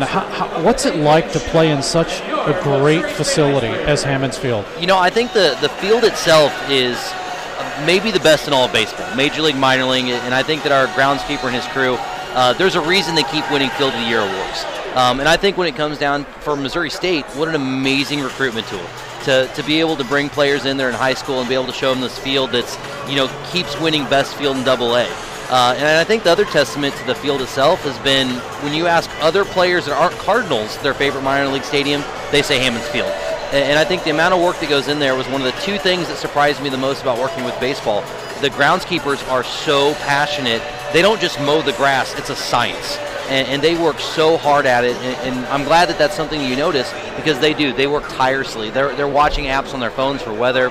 They're checking the updates. They come in on every weekend to make sure it's mowed and it stayed fresh. So the field itself takes an unbelievable amount of work. Now, one thing I want to understand, because I've seen this. Now, I went to a game and it rained, and I mean it poured like crazy, and I thought, game's done, forget it. And then I start hearing from people, oh, don't worry, we're good to go. And a public address announcer says, give us about an hour, we should be ready to go. And then I see them start to kind of squeegee the grass, so to speak. Now, apparently, there are drains underneath the outfield somewhere. So I have two questions. Yes. One, what is it all about? And two, wouldn't you normally just trip over what's there? What kind of draining system is it? Yeah, it's again, the drainage system itself, I've heard estimates before, and it's before I was there when it was built, is about $650,000 worth of drainage. Wow. There's levels of rock, of sand. They build in the pipes so they can go to the Jordan River.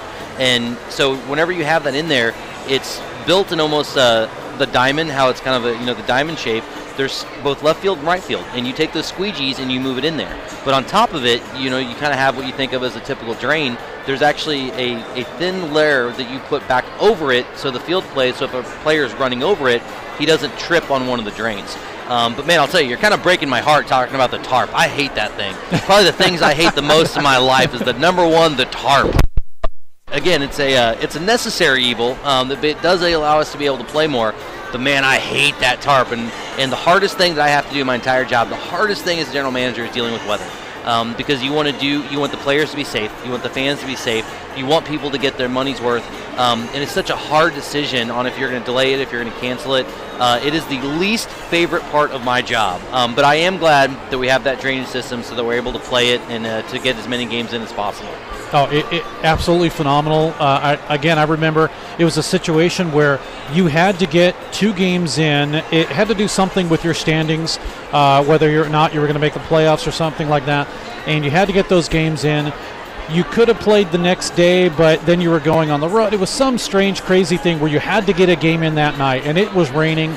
And when all was said and done, I mean, seriously, I thought the game was going to go maybe 1 or 2 o'clock in the morning because of what was happening. And that field was ready to go, probably 9:30 at night. By the time we got done, it was 11. But, you got the game in, and I've never seen anything like. I mean, seriously. Yeah, I know. Just to see. I can't even stand to get on the roof and sweep the leaves out of my gutter, let alone. It's absolutely crazy. It takes a village. I think it's a lot like this, where there's so many people that come in to make the experience here for hockey. From the top down, that it takes everyone chipping in. And baseball's no different. I mean, it's so much teamwork that goes in there. And honestly, you try to hope that the fans don't notice how hard it is. And I think it's the same thing here is just watching the people getting the ice ready. Watching the staff that's working behind the concessions. It does take it takes a village to get it done, and our staff does that. They chip in wherever they can.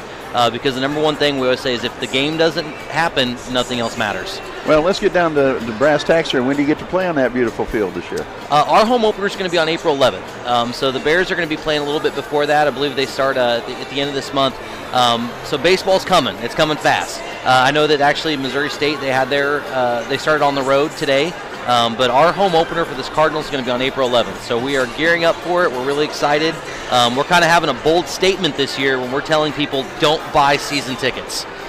So it's kind of a thing we're telling people don't buy season tickets. A little reverse psychology, or no? We eliminated season tickets completely. Oh, seriously? Season tickets are gone. However, we are proud to introduce memberships. Explain this. But what I'll say though is we did a lot of research into this, and one of the trends that I think you're going to see across all of sports, people are going to get rid of season tickets. We're just kind of on the early side of it, and the reason being is that people have changed, and the teams, we need to change with them. So we're introducing our program that now if you miss a game, you trade it in for any other game you want.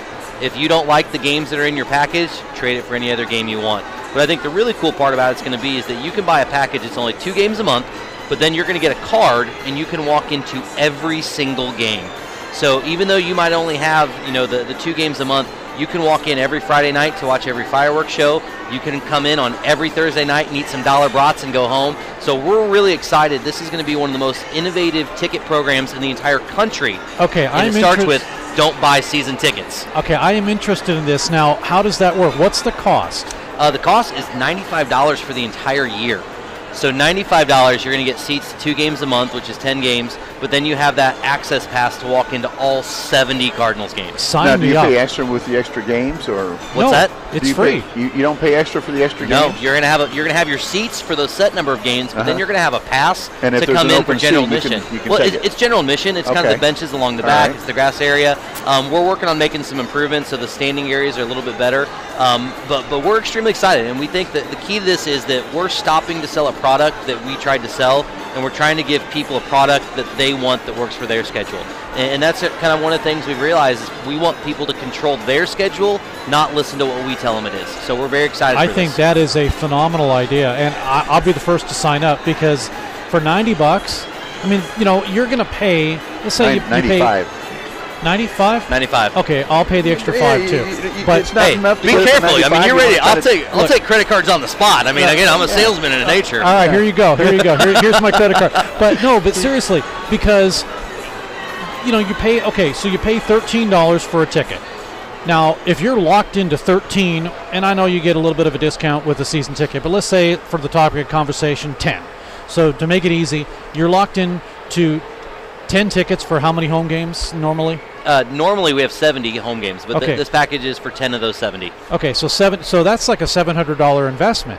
Now all of a sudden, it's $95. It's $95. You get to go to 2 games a month, and the average person probably, I mean, you're going to have people that will go almost every night, but the average person is probably going to go normally to 2 or 3, and then you have the option to get in there for, like you said, for just walk in and watch some extra fireworks, some bonus. Yeah, go to the general admission with your family, and do you still have family packages and things like that? No, it's just per person. So that's kind of thing is that we looked at them, and honestly, we need to crawl before we walk. And we think this year we've done a lot of planning to do this the best we can. But I think we are going to have some problems, and the reason is it's such a new program. So we need to see how it's going to work, and we're trying to tell our new members that when you see a problem, tell us fast because we want to work it out. And that's the thing we've been trying to tell our people that have had season tickets for the last 14 years, like, help us. We're trying to do a program that's better by you. And I think the biggest part, no one wants to waste money. No one does. And I think that's one of the best features is that if you miss a game, you bring back that ticket to any other game you want. So it's just such a great way to make sure no one wastes their own money. On the reverse side, you do have people that come every game. That's kind of their livelihood, so to speak. It's going to be more expensive, right, for somebody who wants a season ticket? We offer different packages. So the 95 is the one that we want to appeal to the masses, but yes, you have your diehards. And we are doing something really cool for them too, though. So if you are one of those people that wants to come to every single game, or you're a business that wants to have tickets for every single game, we're actually going to put their business name on their seat. So that if you're one of those people that wants to come to every single game, that I would walk in and I would see Dan Ryder on my seat. So it's something that we're trying to, and that's the part, is that, I want to make this for families. I want to make this for every single person in this entire region. But we also know we have those diehards, and we have those businesses that want to have every single game. So we've made sure to have packages that we hope appeal to everybody, and we do think it's going to be an emotional thing. If you're a fan and you walk in and you see your name on your seat, if you do buy that, like we're calling it the MVP membership, that's going to be cool. And I think it's going to be a really cool thing. You're going to see a lot of people changing their social media profile pics to be their name on their seat. Now, if I buy the $95 package, which sounds like a great deal for someone like me. It's all about the Benjamins with this guy, you know. No, it's value. not. People want value, though. Let me tell you what it's about. Will I get a special card that has my name on it and it says that, hey, I'm Steve and who I am? That's going to be your membership card. So that's going to be, you're going to have that card so that if you want to walk in for an extra fireworks night and you say you're downtown. Say for example, it was a doubleheader from hockey to baseball. You know, I don't think the timing exactly works unless you're at spring training, but but you would be able to be downtown on a Friday night, go to dinner and say, you know what, let's use our card.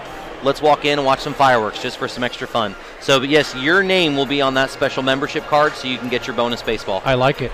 I do too. That's a great plan. It really is. I want to ask you some real, actual baseball questions. You bring it.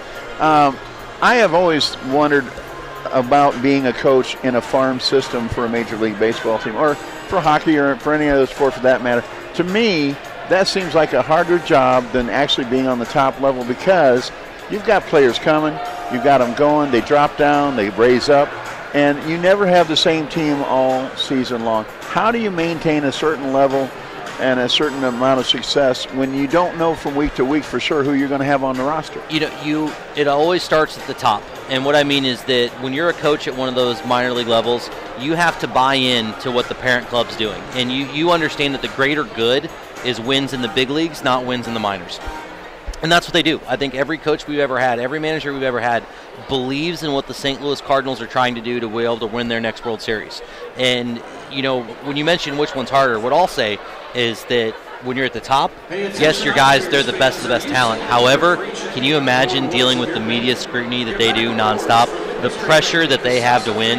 I think that the pressure and the stress is even 20 times fold what they see, 100 times fold in the big leagues compared to the minors. But the minors, I do think a big part of it is believing in your parent club. And the Cardinals, when you look at it, a big part of the Cardinals' major league coaching staff have been guys that coach for them in the minors. So the Cardinals don't just promote their players, they've been promoting their coaching staff. And that helps people from across baseball believe that if you go to the Cardinals, you have a chance to be a big leaguer, whether you're a player or you're a coach. Now, do you actually have meetings with those higher echelon coaches and they say, okay, this is what we're trying to do this month, we need these guys to do this and what have you? Do I? No, I am not on that. That's way more skilled than I'm allowed to deal with.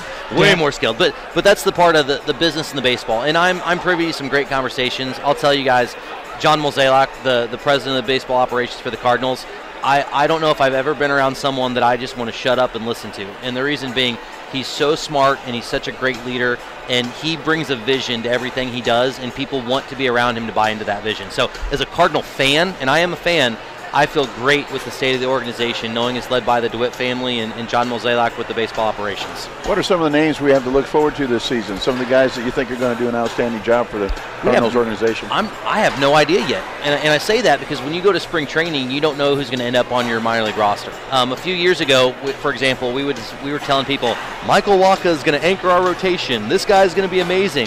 Well, he did so good at spring training, he never showed up in Springfield. He started out in AAA. So right around April 1st, we'll know who's going to be coming to town, and our staff will be doing a lot of really fast research to know which players we're going to have. But that's the name of the game. You know, you want guys that want to excel. We hope they want to get out of Springfield because we want them moving on to help out the big league club. Dan Ryder is the general manager for the Springfield Cardinals. Dan, two quick questions here. One, I'm looking at the ring on your finger. Which one is that? That is the 2013 National League Championship ring. Very nice. And what brought you to Springfield? What put you in the position that you're in right now? Sure, I went to high school here. I graduated from Springfield Catholic High School. Went to school in state at Mizzou. Then I won a TV contest to be president of the Cardinals for a day, right before the Springfield Cardinals started in 2005. So I landed a job with the company I loved, and I've slowly worked my way up over the last 14 years from the last throw-in hire they had to vice president and general manager. Moral of this story, if they're going to have a contest about being a general manager for a day, take it. There you go. Let's head for the third period. Here's Steve Casson. And we are ready for period number 3 as Missouri State will skate from the left to the right. Arkansas from the right to the left. Chris Stovall comes in for Arkansas, and it's Alex Rubin for Missouri State, and Missouri State will have possession of the puck. They'll slap it all the way down into the Arkansas zone. We're just underway here in the third period. Henrik Lohman is there. He'll try to stop the puck. Lohman behind the net. Moves it over to Johansson. Past him and sent down below to Schumacher. 2-2 tie. Now we are 5-on-5. Drive in and a save by the goaltender, Brock Thompson. Well, the last goal in the third period at 19:32 on the power play, and that was a goal by Josh Bell, celebrating there with Chris Brown and Michael Signoli. In the second period. Yeah, if you want to go to michaelsignoli.com there in the lower corner, those are his photographs, and he'll have them for sale. Puck to the corner now. And as the Ice Bears work it off the draw, they're going to try to move it to the corner and clear it out to center ice. Kicked off of a stick, and at center once again, it'll be DeGuire. DeGuire trying to get the puck ahead. Oh, big collision right at the red line between Lohman and Williams. And Williams still down, slow to get up. Lohman takes the better of that, and Williams will go to the bench. Meanwhile, passes out to center ice, and the Ice Bears will set it up. They get back on side, bring it across the line. Johansson is there, comes up the middle, dropped down by Signs, and he one-hands it out to center ice. Here comes Chris Salmon on right wing. Looks in past Heisero, takes the shot, bad angle, goes into the near corner. Might have been deflected that way by the goalkeeper, Brady Griffin. Ice Bears have the puck once again, shovel it out to center ice. It's kicked back the other direction, and in it comes a bouncer that goes off of the glove of Brady Griffin from the stick of Joshua Steins.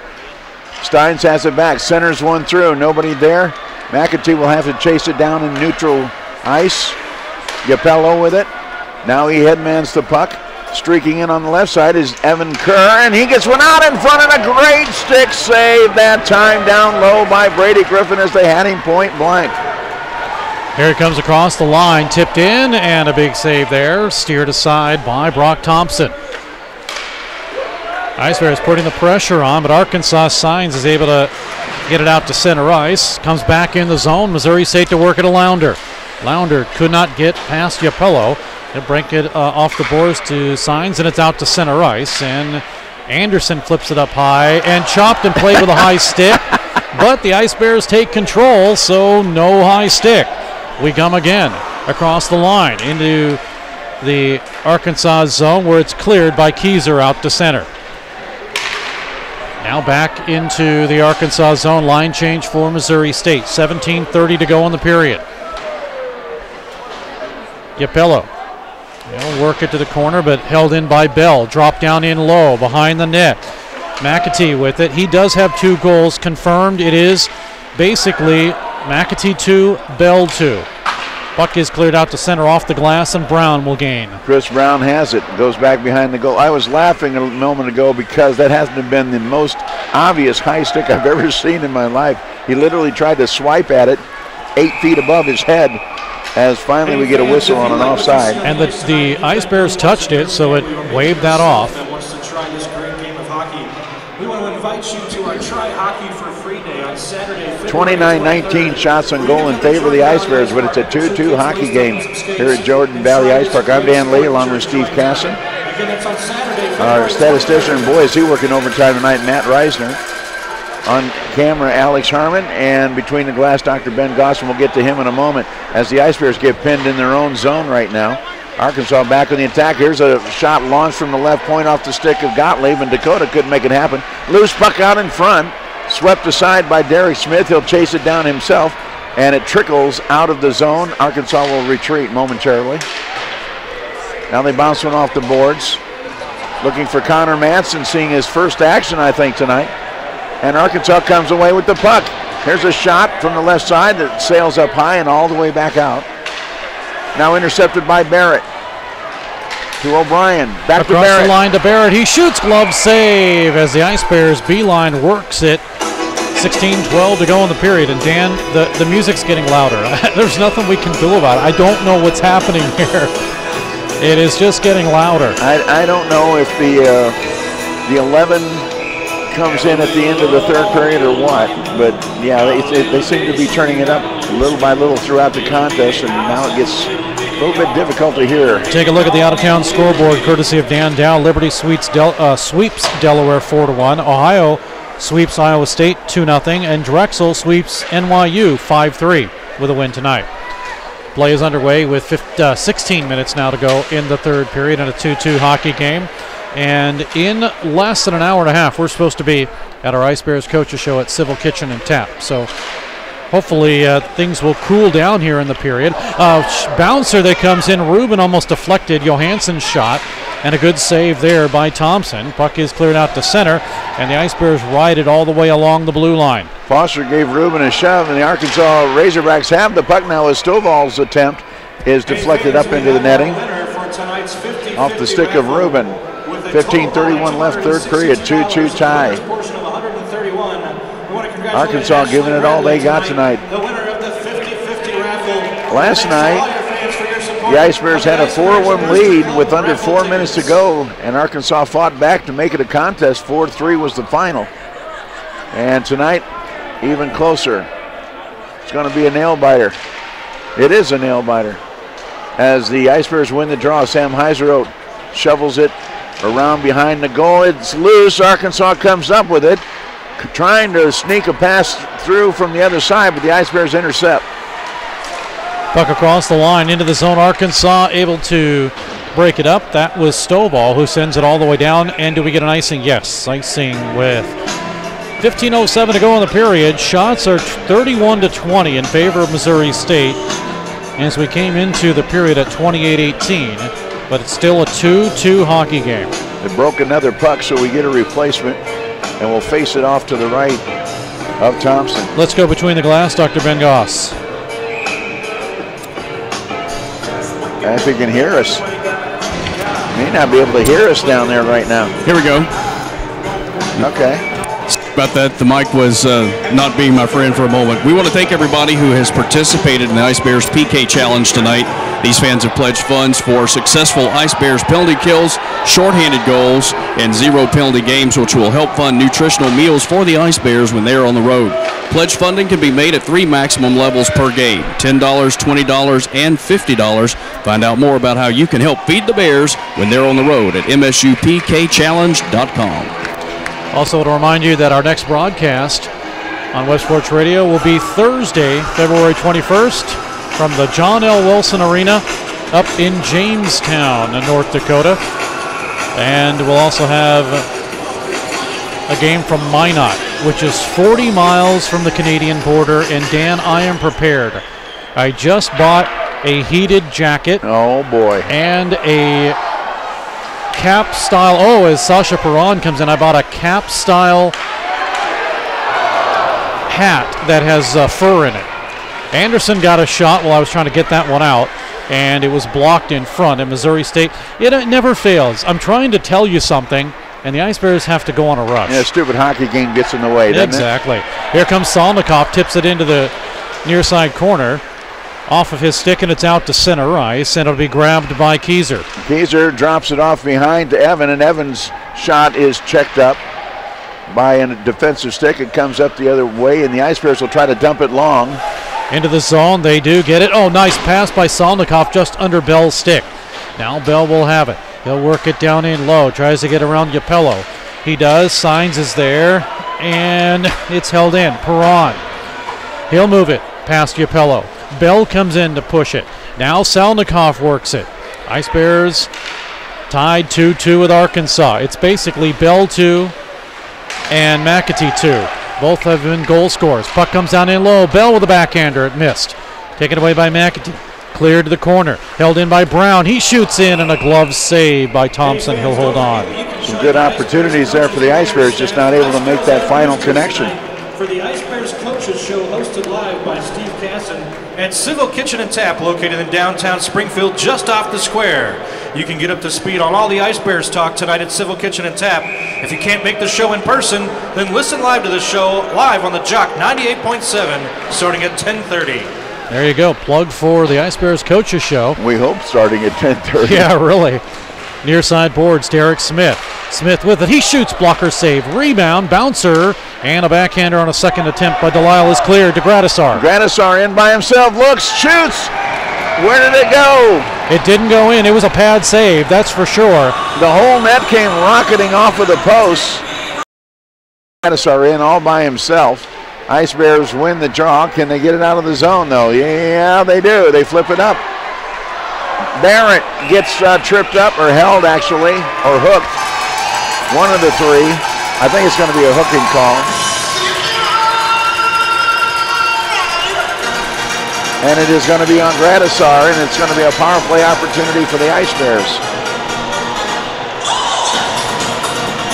So Missouri State with Gradisar's penalty will go on the power play. That is number 7. 13 penalties, 42 minutes assessed to Arkansas.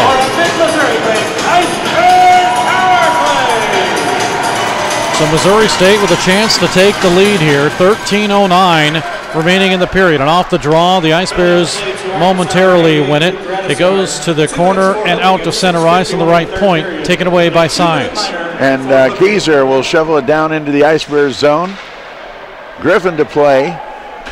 Gets it to Sasha Perron. Here's an outbreak.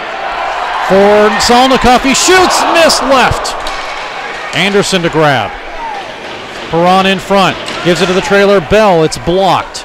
Bounces down, Perron is there, up high for Foster, comes out in the middle, and it's swiped away and cleared. Josh Bell will go get it. 12:28 left, third period, 2-2 tie. Here across the line for Perron, he does keep it in, and as bodies fly, it's Bell to Perron, he waits, Perron still with it, he shoots and he missed wide right. Anderson on the power play for 1 minute. Had it swiped away from him, and Missouri State has to clear the zone. Bell, or make that Brown. Dropped it to Bell. Anderson chips it away from DeGuire. Now sent down in low. Brown will work it again. Trying to post up. Brown has nobody there. Anderson in the middle. But instead, it'll be Bratton to pick it up. Now to Brown, high slot. He shoots. Anderson, where is it? Bratton drive, and it's off the glove of Thompson. Rebound behind the net. 30 seconds remaining in the power play. Anderson with a backhander missed. Now the Ice Bears get a defenseman change. It is Johansson to Bell playing the right point. Bell sends it down in low. Fans with Let's Go Bears. 2-2 game. Bratton in low, switching it around with 15 seconds to Anderson. Right side, Anderson weaves through. It is taken away and cleared off the stick of Kritzer and all the way down. Ice Bears quickly, though, bring it back up. They had it in the line momentarily, but they wanted to line change, and the power play is over. Here is O'Brien. Dropped it away, taken away by Gradisar, and out to center. Gradisar's had some rest, so he's on the move right now. As the puck comes all the way back, Brady Griffin plays it back, and the Ice Bears come away with it up to center ice. There's across Bratton. the line to Bratton and off of Barrett and out to center. 10:45 remains. O'Brien gets it into Barrett on a bouncing puck. Back to Barrett from Bratton, and it goes up high. Bratton down in low. 10:34 remaining in a 2-2 game. Near side boards. Pushed off the play is O'Brien. He's going to work it down in low. McAtee is there, has 2 goals in the game. Puck is cleared out to center ice. Here's Kerr with a partial break. Carson Warning gives chase. Warning throws his stick at him, and the puck is deflected away, and I think there's not going to be a penalty, but I'm not sure. Technically, you throw a stick, and that could be awarded a goal. That's why I'm surprised I didn't see an arm go up. Hopefully, it was just deflected away. We'll see if we can get a look at that.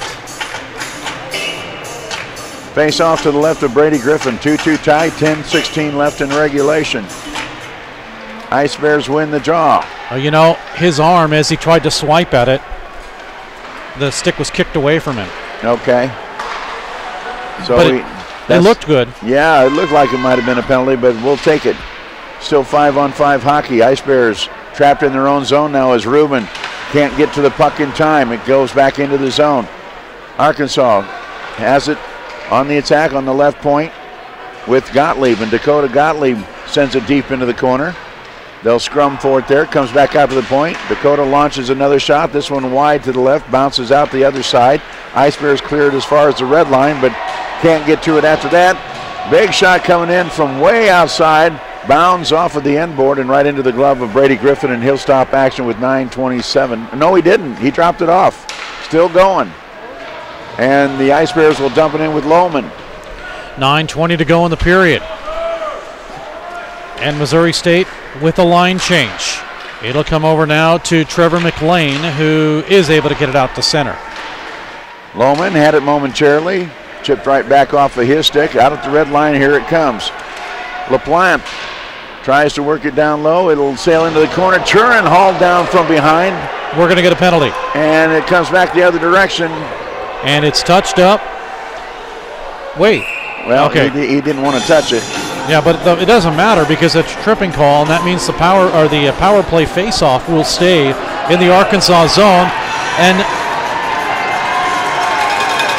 LaPlante and a oh my! We get a trip and a misconduct, and this is an unsportsmanlike conduct. So you know what that means? It's a 4-minute power play. 4 minutes will be assessed to Kevin LaPlante, and they're going to need a man to serve. Oh, hold on! They just kicked someone out. Connor Madsen is going to the box. No, he's not going to the box. I mean he's going to the locker room. Yeah, He gone. Yep, that's what I meant. So Madsen gets the game misconduct? No. Madsen, well, he gets a misconduct. So LaPlante will get 4 minutes, and Madsen will get 10. And the penalties are piling up for Arkansas. Here come the Ice Bears in front. Anderson score! It's a power play goal on the front end of a two-man power, or a double minor. Anderson from the feed from Salnikoff, and Missouri State has taken the lead at 3-2 with 8:40 remaining in the third period. Wow. So the Ice Bears do what they needed to do, literally right off the draw as the puck is in the corner. It comes down below. Salnikoff waits for Anderson. He gets a partial shot in, and he's able to put it past the sprawling goaltender Thompson, and Missouri State has a 3-2 lead on the power play. And guys, now Anderson is going to have to serve some time in the penalty box for apparently some sort of unsportsmanlike conduct. I'm not 100% sure on that, but he has been binned for the time being. Well, let's look at the goal again and see if maybe he did something afterwards. There's the shot and the goal, and I don't know what he did. Unless he said something to taunt. Well, let's wait and see. Well, he probably did. The official was in between him, and but it's the wrong official. That's what I don't get. It is not the official close to what happened. It is the official at center ice. At any rate, instead of more power play opportunity, it's going to be a 4-on-4 skate for the next 2 minutes. The only thing I can think of is maybe he said something along he was skating past the bench right in front of the other official. It's the only thing I can think of. That's the only thing that would make sense.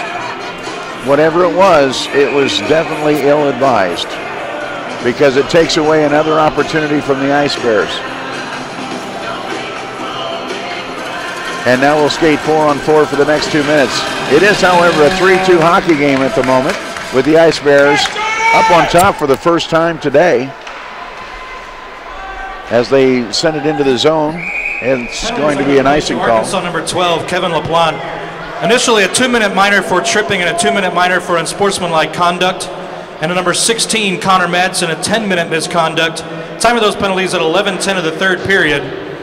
To Missouri State number 11, Brennan Anderson, a 2-minute minor for unsportsmanlike conduct. The time of that penalty at 11:20 of the third period, a 2-minute minor for unsportsmanlike conduct. I never really did a Missouri State power play goal scored by number 11, Brennan Anderson. A assisted by number 74, Sasha Perron. Time of the goal at 11:20 of the third period. Scored in the power play by number 11, assisted by number 74. That's a Missouri State Ice Bears goal! As the Ice Bears come in again, here's a shot by Barrett, and it's held on to. Okay, so they give the Thompson. assist to Perron and not Salnikov? Yeah, I don't understand that. That's the way it is for now anyway.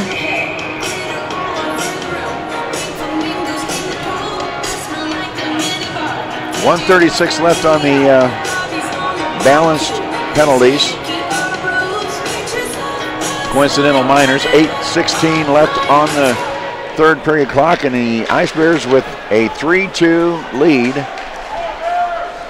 I think we're going to change that. I just texted down to the scoreboard to change that. Meanwhile, puck comes up the middle. It's Johansson with it. Brown will drop it down in low, swing it back around. Kicked by Yapello to the corner.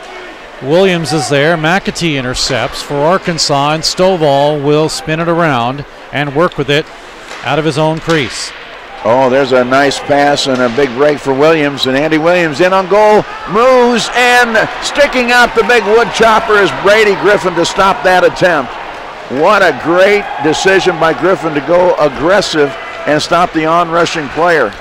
Barrett across the line, left side, looking for help. Nobody there as the Ice Bears are changing, and it goes off of Colin Young, and he'll have it for Arkansas. Here's Gradisar on the left point. Cross-ice pass, shot by DeGuire. Nice save, Brady Griffin. Arkansas kept position, but they threw it away. And bring it all the way down with 7:11 to go in the period.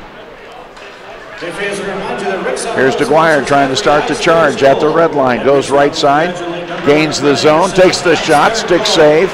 Griffin into the corner. Taken by Heiseroth. To O'Brien, to Salnikov. Across the line, taken away from him by Foster. And O'Brien comes in, checked off the play. Salnikov is there. Here's Nikita. He's going to work it. Nikita still on the ice. Still trying to work it to O'Brien. Power play is over. They get Anderson out. Drop down in low with a shot from the side by Derek Smith. Far side boards to O'Brien. Now they get Bell on the ice. In low to Salnikov. Left side, he shoots, and it's gobbled up. Let's go between the glass, Dr. Ben Goss. Well, I talked with Captain Brendan Anderson while he was serving time in the penalty box, and I said, "What did they say you said?" And he said, "Well, I got an unsportsmanlike for telling one of the kids that it was his fault." So that was apparently his side of the story. Now, as we all know, there are two sides to every story, but that is essentially the essence from Ice Bears captain Brendan Anderson as to why he had to serve time. Okay, so basically a little taunting going on there. How severe that might have been, we don't know. Oh, breaking in and scoring! On the steal, it's going to be an unassisted goal to tie it up at 3-3 as Steins came in uncontested after the steal. And Joshua Steins has knotted it back up at 3 apiece.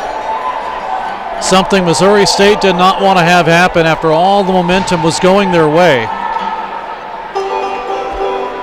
And that is the first non-power play goal of this contest. Yeah, it kind of blows it a little bit. I love it when you get crazy stats, especially power play stats.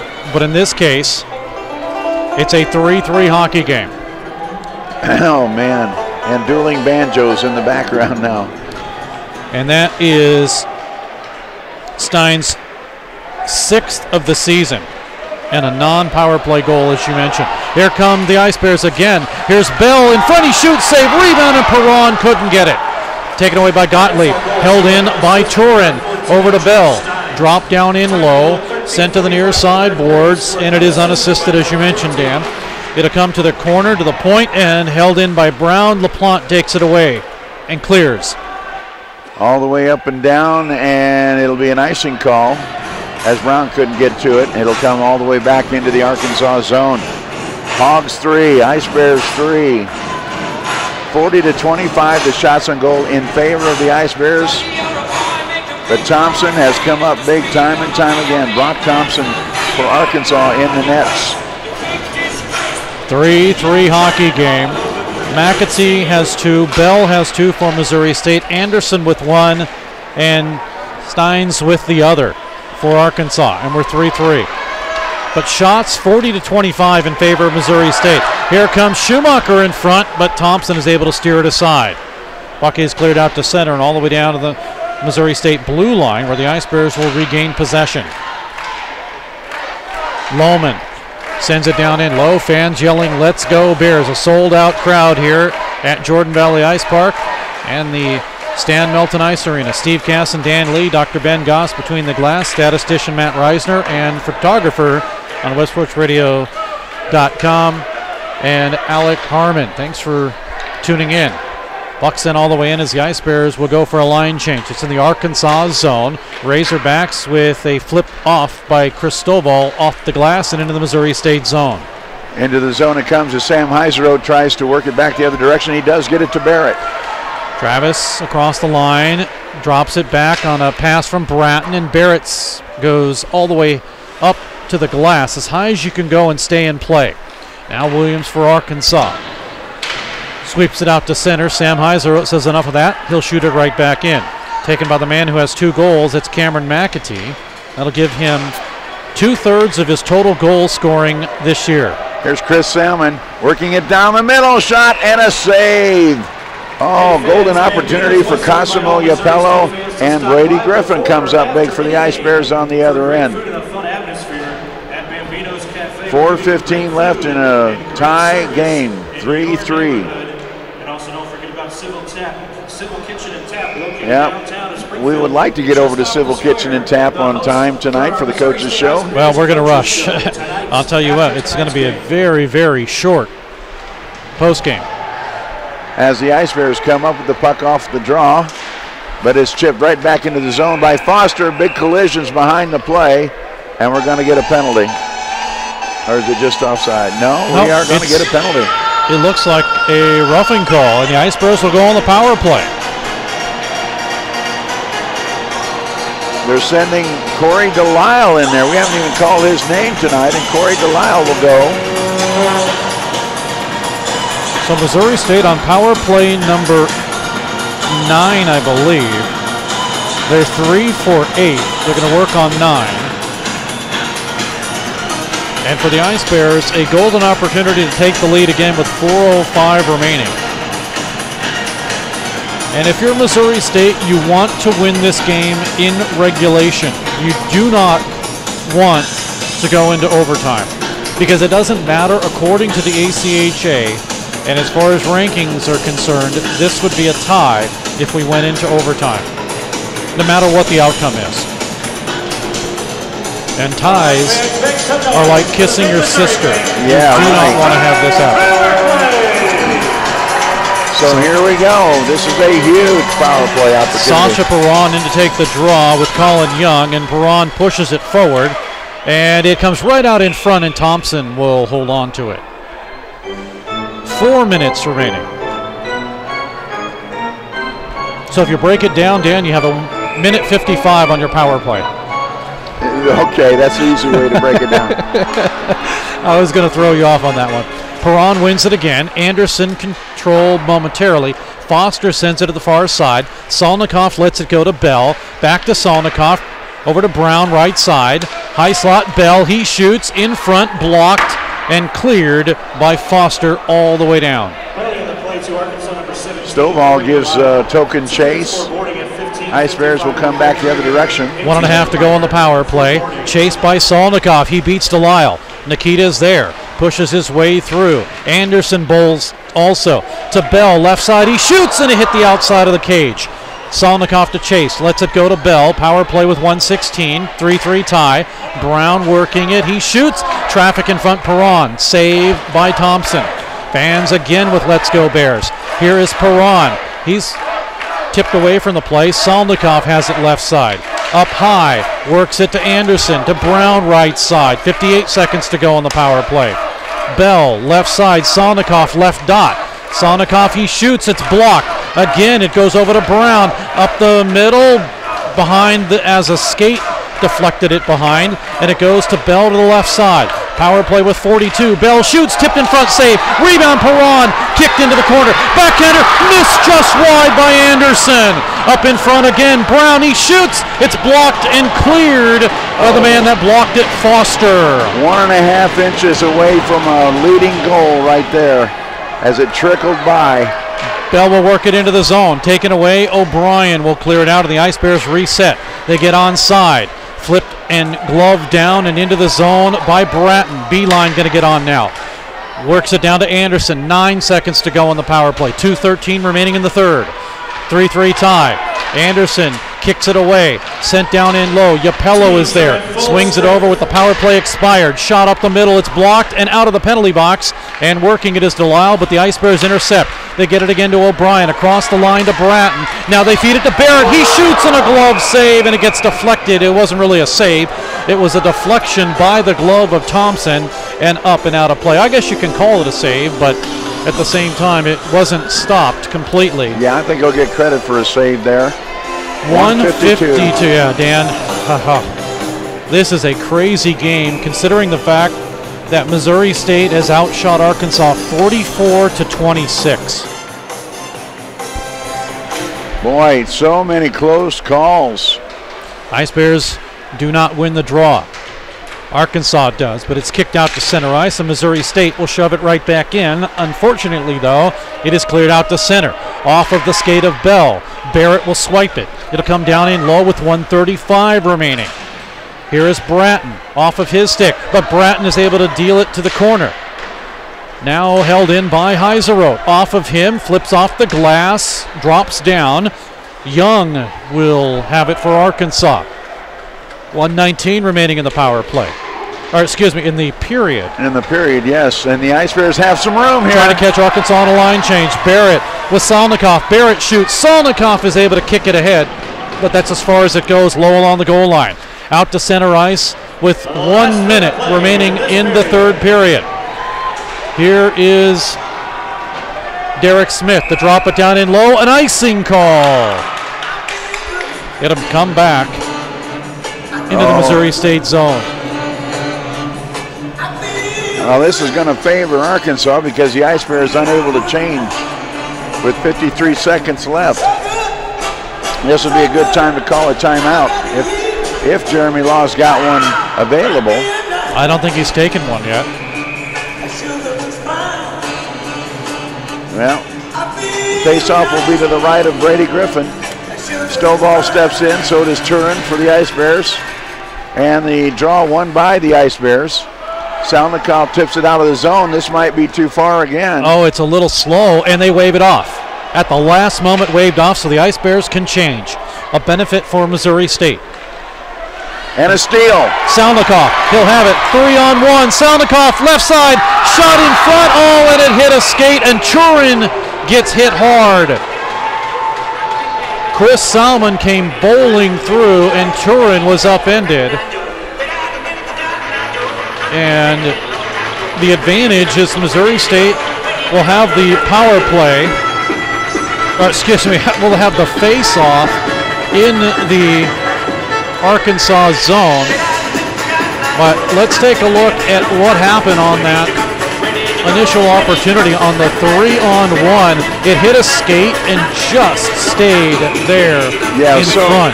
So many times this third period, especially the Ice Bears, have come within a little bit of luck of winning this hockey game. Turin and Stovall, and Turin gets kicked out, and Turin's arguing why. So Bell's going to come in.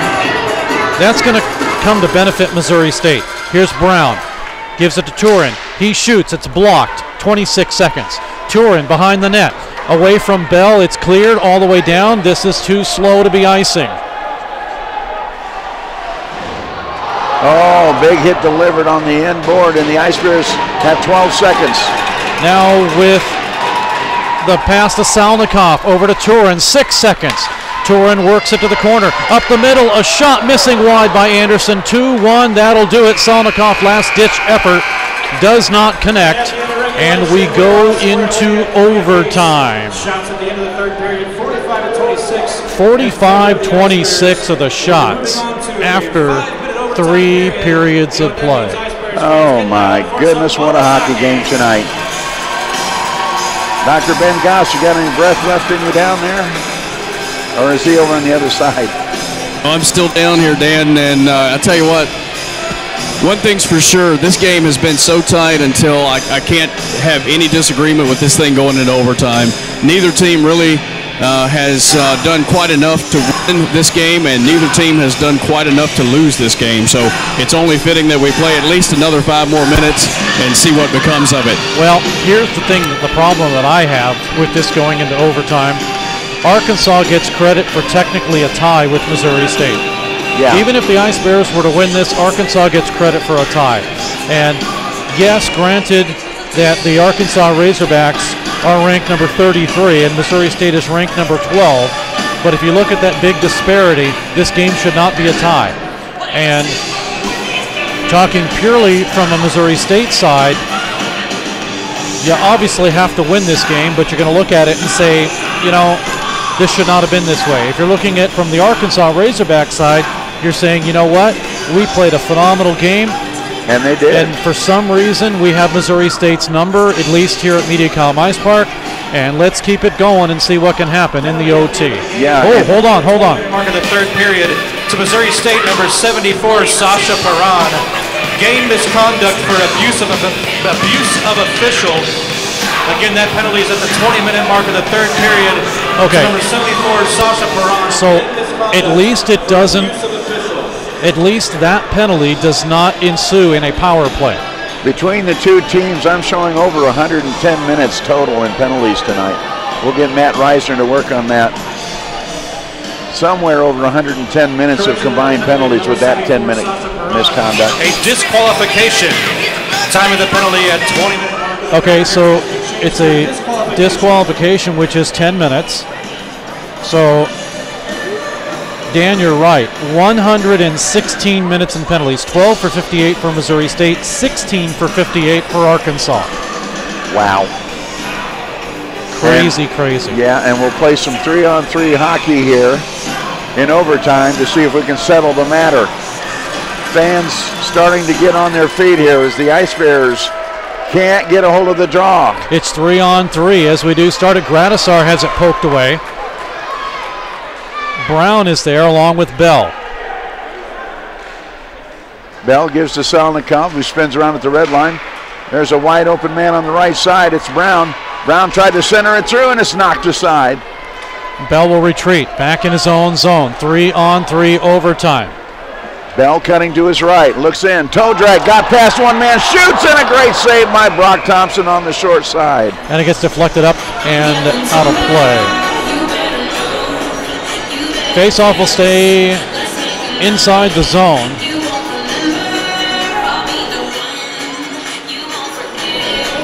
Needless to say, we'll be wrapping this one up quick as we have to get things packed up and head down to Civil Kitchen and Grill for the post-game show on Jock 98 as fast as we possibly can. As the face-off is won by the Ice Bears. They'll hold it in, but it's swiped away, and here comes Arkansas on the attack.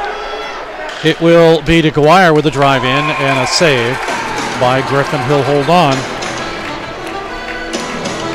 4:17 left in the overtime period. Last time we went into overtime, Friday, December 2nd of 2017. It was a 3-2 win for Arkansas. Sean Foster, 2:52 into overtime. So Missouri State trying to avoid that, and it's an outlet pass to Barrett. Barrett's got speed. He looks down the right side, takes the shot, saved off the shoulder pad. Rebound was right out in front, and Bratton couldn't get a stick on it. It comes back to Arkansas. They'll have to work out of their own zone, though. 4 minutes exactly left in overtime. 3-3 skate. Up to Keyser. Keyser gets blocked off at the half boards, taken away, and here might be a potential break all alone for Barrett. Foster gives chase. Barrett comes in, looks, shoots, and a stick save by Brock Thompson as he tried to go to the far side. Here is Anderson. Anderson skating back behind the goal. Looks ahead, now comes through all the way to the face-off circle. Goes to the left point. Here's Barrett. He'll snap one off. This one off of the blocker and into the corner. Arkansas is trying to chase down the puck while Barrett goes to the bench. O'Brien comes out in favor. Now back behind the goal. Arkansas looking to get a couple of changes themselves. Puck comes out to O'Brien at center ice. Now on the ice is Matt Matty, as the Ice Bears have changed up. Matty's pass was deflected away, and it comes down, and it'll be chased by Anderson. He's the only one still on the ice. Puck is cleared out to center. It's a delayed offside, and Anderson will be able to gain control and work it without any pressure. Over to O'Brien. He'll move it up to center across the Ice Bears' Bearhead. Zane O'Brien will drop it off on the right side. Back into the middle it comes, and it is headed off by Brock Thompson as they try to return one to O'Brien down in front. 2:46 left in overtime, 3-3 tie. I'm Dan Lee along with Steve Casson, our videographer Alex Harmon, Dr. Ben Goss between the glasses, or the glass as the case may be. Matt Reiser, our statistician, Arkansas wins the draw. Out to center ice it comes. Chasing in is Brown. He's going to let it go as far as not chase McAtee in there because McAtee has lost his stick. Now it is the Ice Bears and Bell working it with Salnikov. Salnikov on the right wing, tips it ahead, gets taken down, and I don't see a penalty. No penalty. Clearly a trip. Well, they're stopping action. Did they get it? Yes, we do get the penalty. It was on the near side, and it's a trip, so Missouri State will go on the power play, 2:19 left, and this will be a 4-on-3 power play. Because we're in overtime, it'll be a 4-on-3. And unfortunately for Arkansas, it's against one of our favorite people, Chris Stovall. Arkansas has one too many men out there. It's going to be a 4-on-3.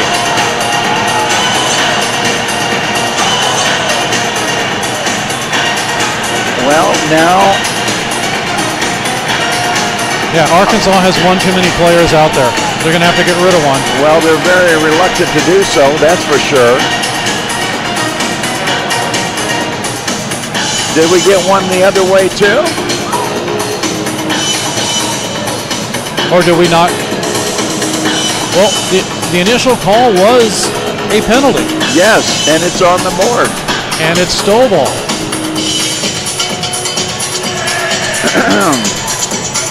Not quite sure. 4-on-4 is what they're signaling. Now, how can that be? It's not 4-on-4. It's 4-on-3. Well, that's what the official just said. 4-on-4. It's a penalty. It's not. It's okay. 4-on-3. Okay, there we go. There we go. He had his whistle up. I was looking at his whistle instead of his finger. All right, we got to straighten down. 2:19 left in overtime. 2 minutes on the power play. Ice Bears skating 4-on-3. And the faceoff goes straight to the stick of Brock Thompson. He'll steer it aside. And here's the plus side for Arkansas. They do not ice the puck. Yep. They can get rid of it. Here's Josh Bell to start the charge across the red line into the zone. Drops it off for Anderson. On the left side is Chris Brown. Brown skates to the top of the slot. Now goes back behind the Bell. Back to Brown. Here's Bell. Bell goes left wing. Salnikov shoots. And a save. And Thompson will hold on. 1:48 left in overtime. 1:29 left in the penalty to Chris Stovall in Arkansas. And a fresh 3 will come out. Don't forget our next broadcast for you, University of Jamestown, next Thursday, February 21st at the John L. Williams Arena. I'll have that broadcast for you. Face off, won by the Ice Bears. Here's Chris Brown moving to the middle. Up at the top, now to Bell. He works his way low. To Salnikov, shoots, and a good save off of the pad of Brock Thompson. Here's Bell to Salnikov. Cross ice, Brown. Back to Salnikov, taps it to Bell. Bell to Salnikov. Nikita back out. Bell with a shot and a stick save down low. Now back out to the blue line. They'll try it on the other side. Chris Brown skates to the middle now. Launches one in. Deflection comes in at a weird angle, and Brock Thompson jumps down on top of it and stops play with 51 seconds left in the power play. 1:10 remaining in overtime. If we're tied, we go to a shootout. And Dan, I really don't think we're going to make I don't think we're going to make our 10:30 show. I don't think so. Don't worry about it, guys. They can't start without you, that's for sure. Well, yeah, that's for sure, too. Bratton wins the draw for the Ice Bears, but it's taken away, and it's sent the length of the ice. Griffin will play it. With 1:05 remaining in overtime. Last minute of play in the overtime period. 40 seconds left in the power play. O'Brien with a head of steam comes into the zone. Keyser interrupts his progress. The puck is out into the neutral zone on a misplay. Now remember, even though the penalty is up, we'll still go 4-on-4, barring any further penalties till the next whistle. Here's O'Brien through the slot, and Barrett couldn't get there in time. Now the puck comes out. Schumacher has it go off of Bell's skate and comes out, or rather O'Brien. Here's Bratton to try it again. 8 seconds left in the power play. Jordan Bratton, top of the slot. Schumacher back to Bratton. Cross ice, Barrett with a shot and a big save by Thompson, and that'll do it for the penalty. And Griffin has to play it.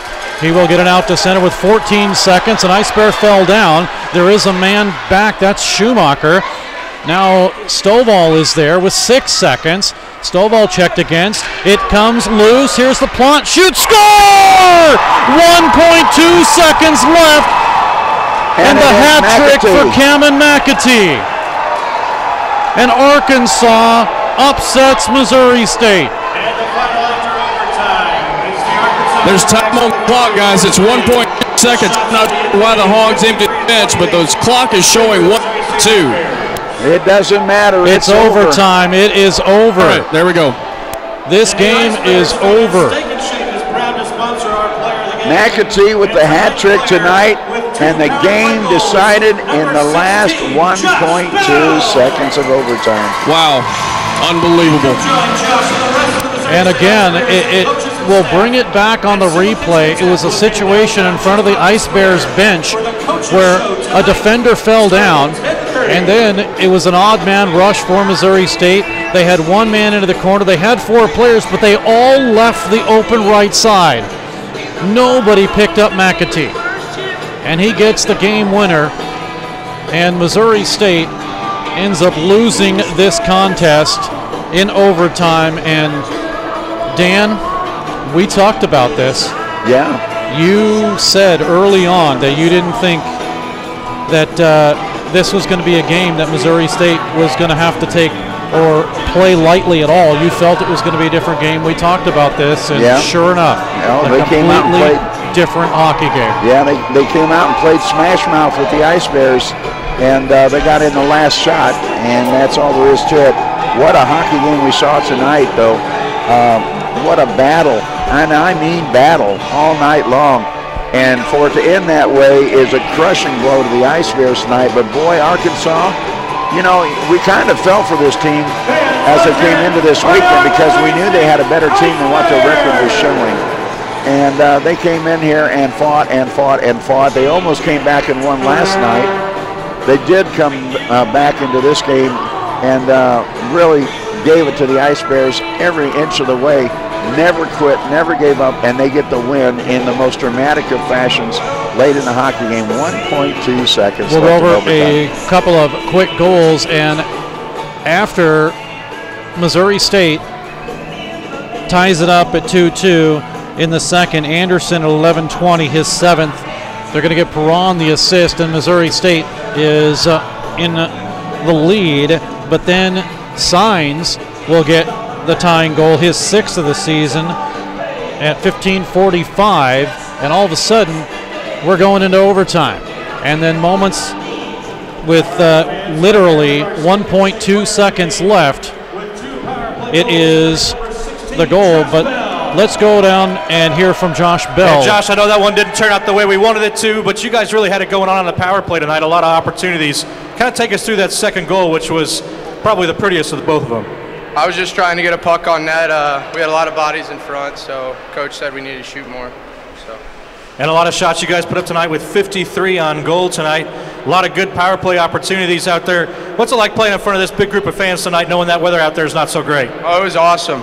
They're loud, make the game fun, good experience. So good. You can kind of feel that rivalry with Arkansas starting to grow more and more each time they come to town. Oh yeah, it always gets chippy. Fun for the fans, I'm sure. Good. All right, fans, let's hear it for number 16, our Steak and Shake player of the game, Josh Bell. Well, it's another overtime loss for Missouri State here at Mediacom Ice Park. Missouri State, it doesn't fare well for them here at home. They are now 6-4 versus Arkansas at home, and 2 of those losses have been in overtime. Final shots total 28 on Brady Griffin, 53 on Brock Thompson. Again, our next broadcast will be Thursday, February 21st. We're going to be up near the Canadian border, Jamestown and Minot. First game, John L. Williams Arena, University of Jamestown. We'll have that for you. And if we don't have that for you, we'll at least have some kind of a broadcast feed, but that's the plan. So hopefully you'll tune in next Thursday. That'll do it here from Mediacom Ice Park. No, Jordan Valley Ice Park. It's been a long, long night. I'm Steve Casson. As the Ice Bears end up losing this game 4-3 in overtime, for Dan Lee and for Matt Reisner and our broadcast cameraman Alec Harmon. Thanks for tuning in. And you know what? Even our closing music is having a hard time. You've been listening to Missouri State Ice Bears Hockey with your hosts, Steve Casson and Dan Lee.